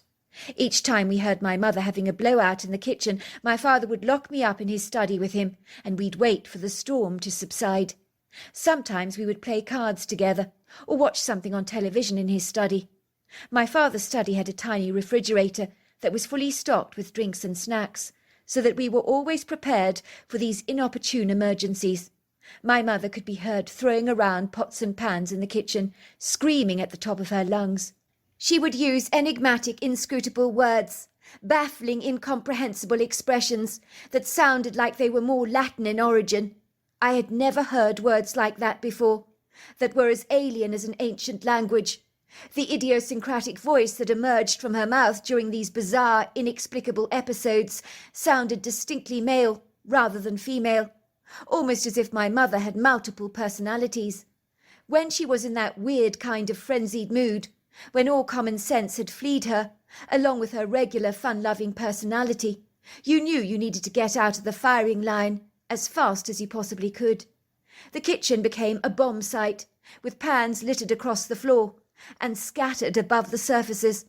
My mother's weapon of choice was always the frying pan, which my dad would say was a jolly good thing. As if it was the breakables that were used during her violent outbursts, we possibly wouldn't have a plate or mug in the house, and be eating off plastic plates and forks. It was funny, but my father's office had become like an air raid shelter to us. The place we would gravitate to the moment we heard the warning sirens of my mother's screeches blowing through the house like a threatening cyclone that you needed to escape. My father would double bolt the door of his office, pull up an upholstered chair against the door, and we would continue our lives as normal, choosing to forget about what was occurring beyond the safe confines of the office. The only way I can describe it to you is like hiding out from a bombing in a city, and once the all-clear sirens have been rung, you gravitate out of the safe confines of your shelter to see the damage that has been done. In the advent of a real war situation, you would probably see those whose houses were now a heap of rubble, or whose windows had been cracked and badly damaged. In our case, we knew all was safe and well when the house became unusually silent. It was then that my father would creep out to see if the coast was clear. My mother would usually be found lying passed out on the couch, with a frying pan by her side, so my father would lift her up lovingly in his arms and take her back to bed. My father and I would investigate the carnage, but it was always exactly the same, as every frying pan in the kitchen was lying across the floor like a collection of boats clustered together on a stretch of coastline. Sometimes windows would be cracked, parts of the walls bashed in, and pieces of the granite countertop broken off on the edges, while every kitchen cupboard and every door was airily left wide open. Of course, my father had sent my mother to various psychologists over the years, but long-term nothing had ever helped my mother. No diagnosis, no medications, no counselling, absolutely nothing. And many of the psychologists reckoned there was nothing wrong with her at all. But my father and I knew differently. Believe it or not, my mother also desperately wanted help, as she had no recollection of her bouts of anger. Even all these years later, I know it was the tiniest, most unlikely things that would get her started. I knew my father would have left my mother a long time ago. No one would willfully choose to live in such a toxic environment like this. But my father knew he could never leave me in my mother's charge. That would be asking for trouble. Besides, when my mother was compos mentos, my father simply adored her. That was the woman he would struggle to leave. I mean, it was hardly her fault, was it, that she had no recollection of whom she became when she was violently angry. My mother made it clear to my father that if he ever left her, she would fight tooth and nail to keep me, and her chances of keeping me were exceedingly good, as she had not been diagnosed with any mental condition. On the surface, if you met my mother in the supermarket or at a friend's house for dinner, you would have thought she was a regular person, with a great sense of humour. Not for a moment would you have suspected that this petite 100-pound blonde woman was capable of such devastation. Even some professionals that my mother visited over the years for psychological evaluations held a similar view, and seemed heartily convinced that my father was making a mountain out of a molehill, and that my mother was not the liability he claimed she was. But we knew differently. Even my mother tried to persuade them otherwise. She tried to tell them she had a problem, but it would seem people found it hard to fathom that a petite blonde-haired woman, such as the likes of my very benign-looking mother, could potentially be as dangerous as a saber-toothed tiger. Believe me, my mother could be dangerous, in the same way that a storm can be life-threatening. The problem was that when my mother got feverishly mad, she became dissociated from what she was doing, almost as if her body had been hijacked and overtaken by another being, as after her tumultuous manic episode, she had absolutely no recollection or memory of the event, so it really was like she was possessed by a demon or something, as she had missing time. There were many times my father did consider calling the Catholic Church. He did wonder if my mother might be demonically possessed, but regretfully he never pursued that line of inquiry at the time, which in hindsight might not have been a bad idea at all, as even her anger attacks seemed to be relegated to the evenings. When my mother wasn't angry, she was a beautiful, loving person, a world away from the mean, hysterical woman that would become like a rabid dog. It was impossible for most to believe that my mother could be a Jekyll and Hyde personality, but believe me, she was. When my mother was kind to me, she was generously loving and unselfishly giving. I truly felt like the luckiest boy in the world. But when she was angry, she was no longer the mother I knew and loved. She seemed to morph into an animal, a wild animal, as if all compassion and sound reasoning had been confiscated by a menacing, outer-worldly source of some kind. My father always told me that in the advent that something bad was to happen to him, that I was to leave my mother forthwith and go and stay with his brother in the Colorado countryside. He left money in a jar for a taxi, a letter for his brother, a letter for my mother from him, a copy of my birth certificate, and an address for me. I remember him looking at me earnestly in the eyes and saying to me, "Son, you and I know your mother is not well in the head. I don't care how many psychological evaluations she's had. Your mother's behaviour is not normal, and when she's angry, it's not rational. And the worst thing about it all is when she gets like this, she has no recollection of it whatsoever. I want you to promise me, son, that if I die unexpectedly, you will leave this house right away. You will go and stay with my brother. I have the money for a taxi and some extra. You promise me, son, you will go. I know your life is in danger if you stay in this house and I'm not around. If you're left alone with your mother and she lashes out at you with one of those frying pans, she could surely kill you. Do you understand what I'm trying to say?" I had nodded. "But you're not going to die, Daddy, are you?" "Of course not, son," my father had piped, taking me lovingly into his arms. "But as in every situation, you have to be prepared for an emergency. Like when I put smoke detectors up in the house. Suffice to say, I'm not expecting a fire, but I'm prepared in case there is one. It's the same thing. Do you understand, my son?" I had nodded. His request seemed reasonable to me. Of course it would never ever happen, but it gave my father a measure of peace to know that I would be in safe hands should anything bad happen to him. Besides, I knew he was right. Much as I loved my mother, I knew hanging around her indefinitely would not be a good idea if my father was not around. I mean, you might love a domesticated tiger, but is it not going a tad too far if you choose to sleep with it? You could have dangerous repercussions if you made such a bizarre choice. I'll never forget the day I woke up to hear my mother sobbing in my parents' bedroom. She was trying to wake my dad up. She was shaking him vigorously, slapping his face. "Wake up!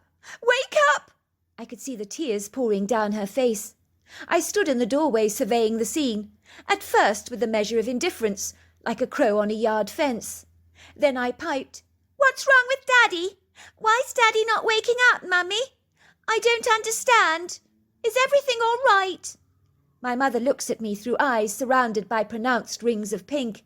She grabs me into her arms and pipes, "Was Mummy angry last night, sweetheart?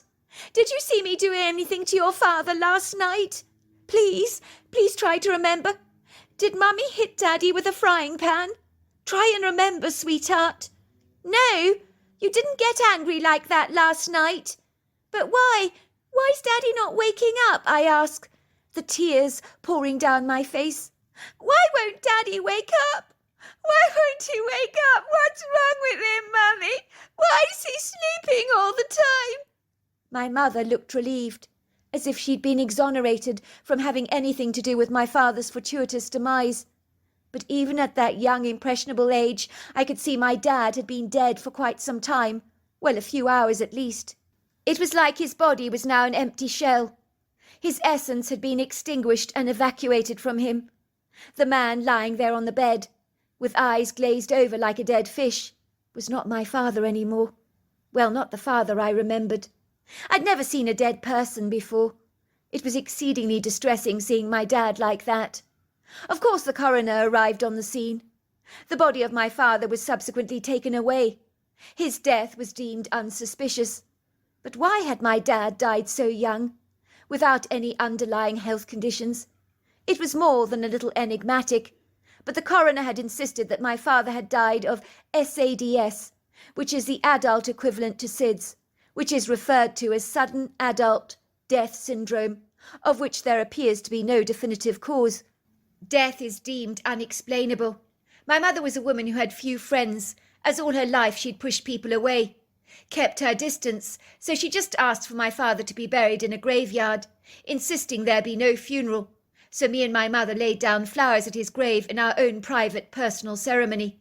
She never even notified family members about his fortuitous death. and informed all his office colleagues that his funeral was a private family affair, upon which none of them were invited. It was about 2 nights later that I quickly scurried into my father's office, slamming the door behind me. I could hear hell breaking loose in the kitchen. My mother began a screaming frenzy in a foreign language. She sounded exactly like a banshee, while frying pans were being violently hurled against the walls. There were bangs, crashes, thuds, thumps, moans, groans, the sound of heavy feet thundering up and down the staircase thousands of times over, like a hamster on a wheel. There were slapping sounds, a strange, curious dragging sound across the floorboards that sounded like a dead body being dragged all over the house. There were shouts and even disembodied shrieks, and for the very first time I felt terribly, terribly afraid. I realized how alone and vulnerable I was. I quickly locked myself in the air raid shelter of my father's office, where we used to hide together from the wrath of my mother, but it no longer felt safe. It was then I remembered my promise to my dad. The following day I organized a taxi to Colorado, which is about 221 miles from Albuquerque, where I lived in the old-time neighborhood, which was the first neighborhood ever developed in Albuquerque, and is a haven for art, culture, and fine dining. I had lived there for 12 years with my parents, and a simple taxi ride, along with a suitcase of clothes, was all I needed to abandon my old life. I felt nervous about meeting my uncle, and of course his entire family, whom I had met briefly over the years at family events, but arriving on his front doorstep like a stray dog was not something that floated my boat. But I knew my options were running thin, and staying here in Albuquerque with my mother was almost certainly a disaster waiting to happen. I'm glad to say that when the taxi driver dropped me at my uncle's farmhouse in Colorado, after a long drawn-out drive, he didn't ask me any prying, speculative or probing questions. Maybe that was because he wasn't American. He wore a white turban around his head. His skin was a nut brown colour, and he spoke with a strange accent. In truth, he seemed very disinterested in me, and appeared to be preoccupied with someone who kept arguing with him in a strange language on his phone. His wife, perhaps. That's what I suspect, anyway. The only question he asked me was why I was travelling alone. I told him I was visiting my uncle, and thankfully he seemed satisfied with that, and stopped asking me any more questions. Suffice to say, when my mother was out shopping, I had surreptitiously packed my suitcase then and there, and left a letter from my dad for her to read on the sideboard, that my father had told me explained why I was leaving home. He said that what he had written in that letter would almost certainly ensure that my mother would never come after me. I could only hope he was right about this, but to this day I never found out what that letter actually contained. How I would love to know. When the taxi driver dropped me at my uncle's farmhouse, there were chickens pecking the ground, a couple of horses grazing happily in the meadow, but other than that the red-bricked farmhouse was steeped in silence. Everything was locked up and abandoned, almost as if my uncle was away with his family on holiday somewhere. Even the taxi driver commented that no one was at home yet, and he wondered whether I'd be all right. "They'll be back any minute," I told him. "I know they will. They told me they were just doing some shopping in town." The taxi driver seemed satisfied by my proclamations and left me to my own devices, while I waited religiously in the yard for my uncle's family to return home. But there was no sign of any activity. I realized the horses grazing in the field were being attended to by a teenage farmhand, who glanced briefly over his shoulders at me, with a barrel of hay in his hands that he was laying down for the horses. He said, "If you're waiting for the MacFarrows, they're out of the country. They'll be back in a week's time. I'm looking after their horses for them while they're away. Regretfully, you've missed them. You're a week too early. My Aunt Eliza is taking care of their 2 Great Danes, Jules and Jasper, so no one is in, I'm afraid." "Thanks," I said, my heart sinking. "Where have they gone? Do you know?" "Scotland, I believe. They're staying in the Highlands with family." The farmhand kept glancing at me, with a befuddled expression on his face, but when I asked if I could take a short-cut to the town through the woodgrove, he nodded at me, and seemed satisfied that I was making tracks, but he didn't know I'd hidden my suitcase in the family barn, under a barrel of hay. I had clandestinely decided I'd have to sleep there every night until my cousins returned from their vacation. I could only hope they wouldn't be too long, or my money would definitely run out by then.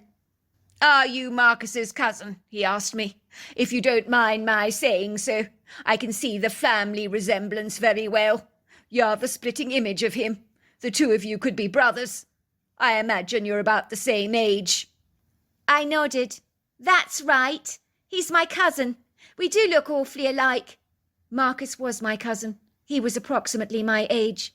But let's just say I'd only briefly met him at a couple of family occasions, on a couple of sporadic events, so to speak. So know him I certainly did not. I think my father always avoided family interactions and special celebratory events because of my mother's bizarre nocturnal behaviour. I think my father did not want to expose his brother or his family to a woman who could fly off the handle and not even remember it the following day. He knew his brother would have been appalled if he'd seen how we lived, hiding ourselves away in a room like Anne Frank in the attic in the days of the German invasion. It wasn't much different to that. "He'll be very sorry he missed you," said the farmhand.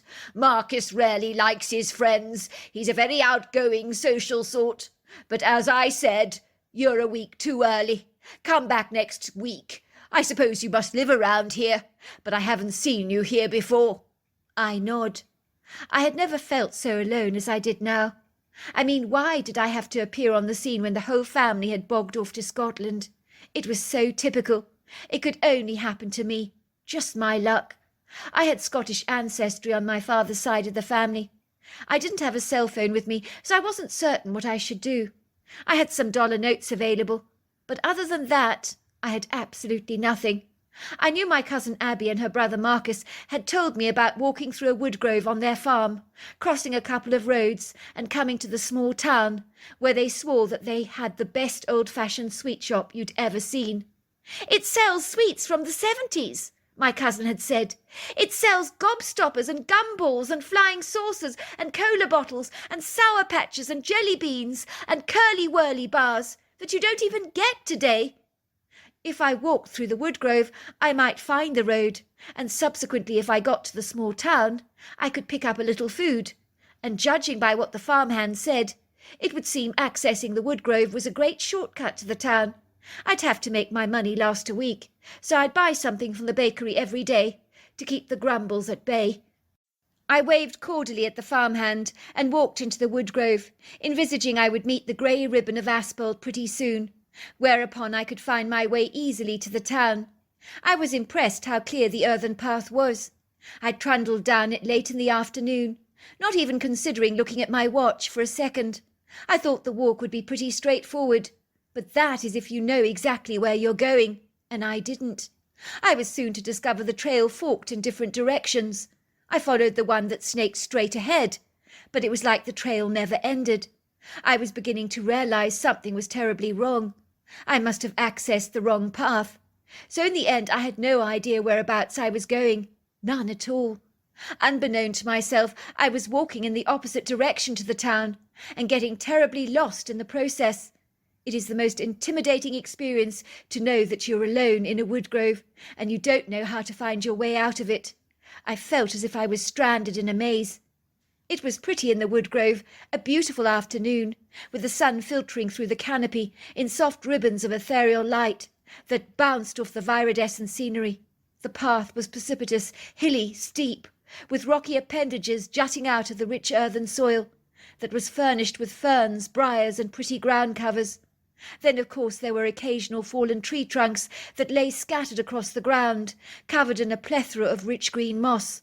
The forest was alive with the chirrups and tweets of pretty birdsong. I spotted the occasional chipmunk and squirrel darting up the trees, eyeing me curiously through sparkling brown eyes. The trees in the forest, namely ponderosa pines, Colorado blue spruces and Douglas firs, penciled up into the skyline like tall Christmas trees. Time seemed to slip away so fast, like the butter melting on a hot bagel. Before I knew it, I could see the golden glaze of the sunset seeping through the open canopy of the trees, and as beguiling as it was for me, it was a desperately unsettling feeling. If I didn't find my way out of this wood grove, I could be stuck here for the entire night. By this stage my heart is pounding violently in my chest, as panic impregnates itself into every single cell of my body, causing my mind to become like a jittering, uncoordinated wreck. As in moments of anxiety, when your mind is swept up in a wind of disorientation, it is even more challenging to actually find your bearings. You've got to get out of here, my mind kept shouting to me. It's going to get dark soon.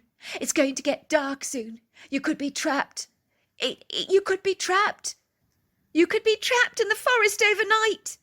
In my haste, I made a quick decision to backtrack from whence I'd come, in the hope that I could return safely to my uncle's red-bricked farmhouse.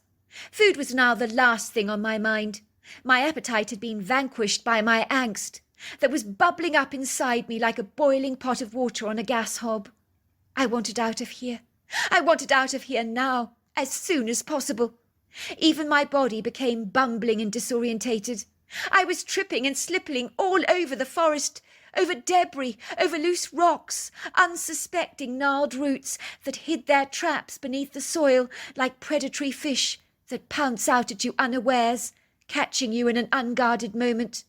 I kept falling all over the place. Then it happened, and it didn't happen slowly.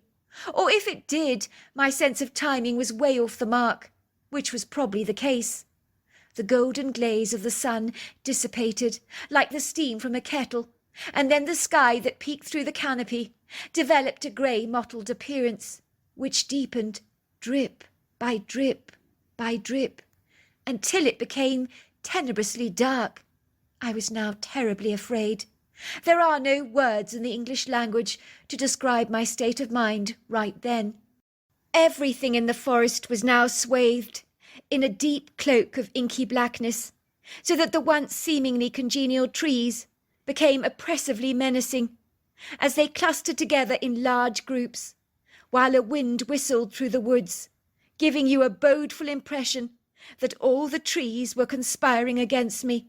It was probably all in my imagination, of course, but when the light is extinguished, you become hauntingly aware of every single looming dark shadow. It suddenly felt personal, as if the entire world was against me. My father dying so fortuitously, my mother's dangerous, demonic outbursts and weird behaviour, my uncle's family away in Scotland, and now this being innocently trapped in a wood grove. I was struck by the unfairness of my plight. I felt short-changed, as if life had dished me out a double blow. I sat there on the soft, spongy earthen floor, against a tree, my knees cradled up to my chest, my arms holding them tightly inwards. I could feel my eyes glistening with tears. Then I couldn't stop myself.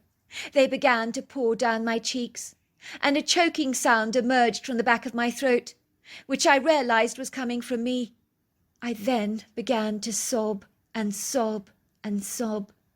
I'd never been a crier before, more the type of boy that bottled up all my emotions and learnt to keep a stoic, composed look. But here in the forest I fell apart, my choking sobs subduing even the sounds of the crickets and frogs, that were clearly disturbed by the strange interruption to their tuneful chorus. I don't know how long I'd been sobbing for, but then I became very aware that I was not alone. Something was watching me. Something was staring at me. I could feel eyes on me, but in this dark, unilluminated space, I saw nothing. My crying immediately stopped, as a sense of dreadful foreboding overcame me. I considered all the potential predators that could be stalking me right now.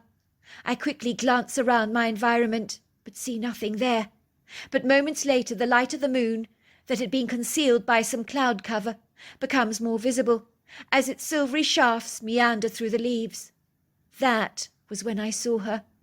At first I thought she was a tree. I hadn't noticed before, a tall stump perhaps, absent of all its foliage. But then I notice its yellow eye shine, and I see the eyes actually twitch. I realize this massive tree trunk is actually a creature. But what is it? The creature is standing so stationary, watching me. But then on realizing that I've actually seen her, she breaks away from her frozen posture like a waxwork statue at Madame Tussauds, miraculously becoming alive, and she moves towards me deliberately. I'm not sure why I wasn't afraid. It could have been something about her eyes, a kind benevolence perhaps, that I subconsciously perceived. But there was a humanness to her gait, and when her face was swathed by a beam of moonlight, I realized the strange anomalous creature was so human, and although enormous, standing up at about 8 foot tall, 700 pounds, and covered with long flowing dark hair, I didn't feel even an ounce of fear or trepidation. On the contrary, I felt a remarkable sense of relief. I was grateful to sense I wasn't alone, and this brought me a measure of reassurance. Then the creature moves towards me, sitting right next to me on the ground, emulating my posture, as she also pulls her legs up to her knees. She is so close to me, sitting only a foot away from me, that I could literally reach out and touch her, and I'm almost tempted to do so. I notice she smells beautiful, like the forest, woody, piney, earthy. Even though nothing is said for a long while, we sit together in the darkness, and I sense I'm with a friend. It's like an all-knowing that comes over me, that this strange idiosyncratic creature actually has my back, and is going to take care of me. For a moment I turn around and look into her eyes. They are filled with a liquid love, submerged in amber gold. She indicates for me to lie down on the ground, near her feet and close to this bush, and that she'll watch over me. I know I can trust her, and in my exhaustion I need little encouragement, so I curl up in a ball next to her feet and fall fast asleep, rather like a dog on the hearth. When I awaken, I find myself looking up into a concerned, somewhat bewildered pair of eyes. It's a man. At first I'm afraid of him, as he references my home. "Don't send me back! You can't send me back!" This hairy female creature, who'd been my companion in the woods, watches everything. She watches me as I interact with this man, who happens to mention hot chocolate and blueberry muffins, and realizing how terribly hungry I am, I take the man's strong hand, and he guides me through the woodgrove, with the hairy lady walking behind us, watching our every move. I turn around and wave at her, and then she turns back, gliding into the forest. The old man tells me his name is Griffin. He takes me to his farmhouse. It's too dark to see it in the cold light of day, but I can sense it's a rather big building, with balconies on the upper elevation. Griffin tells me he lives here alone, that his wife died 5 years ago. I feel sorry for him. I can sense he misses his wife a lot, and this big spacious farmhouse must be very lonely for one man. I don't remember much about that night, as I guzzle down the hot chocolate like it was liquid sunshine, and gobble down 2 blueberry muffins, my groaning stomach grateful to be filled. The next morning I woke up late, as my exhaustion had consumed me. I was shocked to see the bedside clock registering 12:30 in the afternoon. I climb out of bed and pull the curtains back to stare out at the countryside. The sunlight has filtered all over the valley, and the views from the window are breathtakingly beautiful.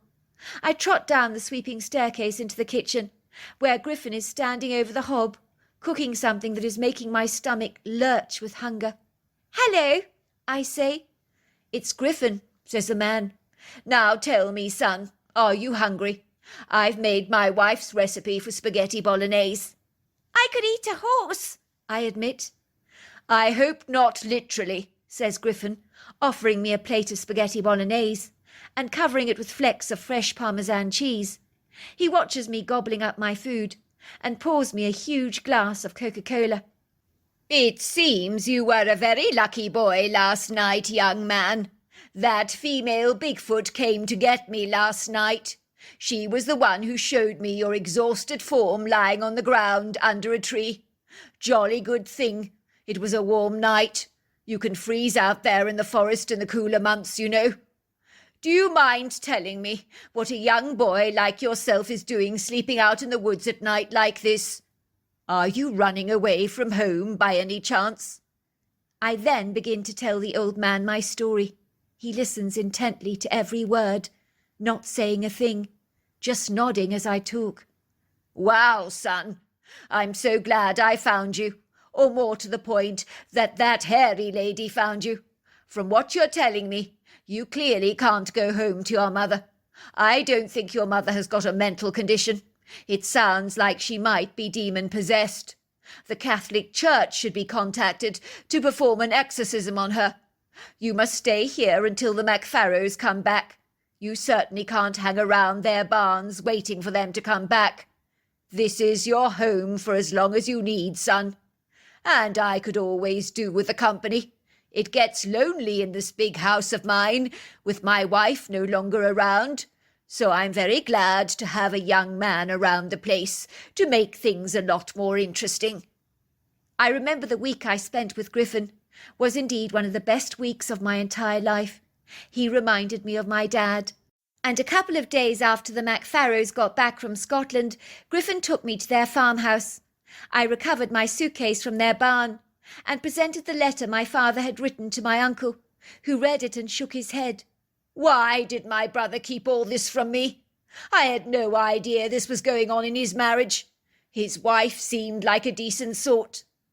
Well, I think she might be demonically possessed, says Griffin, from what your nephew's been telling me. You should contact the Catholic Church to have her condition evaluated. It seems she was never given a clinical diagnosis. This sounds much more like possession to me. I will be on to it right away, said my uncle, pulling me into his arms affectionately and ruffling my hair. You know, growing up, me and my brother were as thick as thieves, and we did everything together. But when he married Norma, things changed after that. He became increasingly distant from us. It actually felt we were being snubbed by him. But now I see I got it all terribly wrong. It's easy to get things wrong. Well, it's easy to jump to wrong conclusions about people, says Griffin, as not all human behaviour can be fully understood. But it's usually a consequence of what is going on in your home.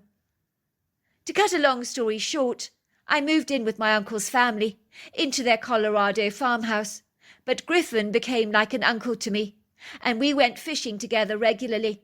My uncle's family treated me just like the two other kids, so I was never made to feel like the unwanted son, and even my two cousins regarded me as a sibling. When my uncle went back to Albuquerque to look for my mother, they found scratches all over the wall, lots and lots of blood spatters everywhere, but my mother was nowhere to be found. It was like she had disappeared off the face of the earth. Even though I don't know whether my mother had a mental condition or whether she was demonically possessed, I hope that wherever she is, that she found her peace.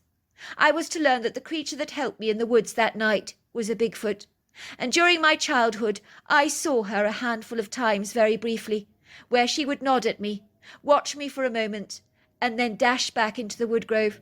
I always felt safe knowing she was around.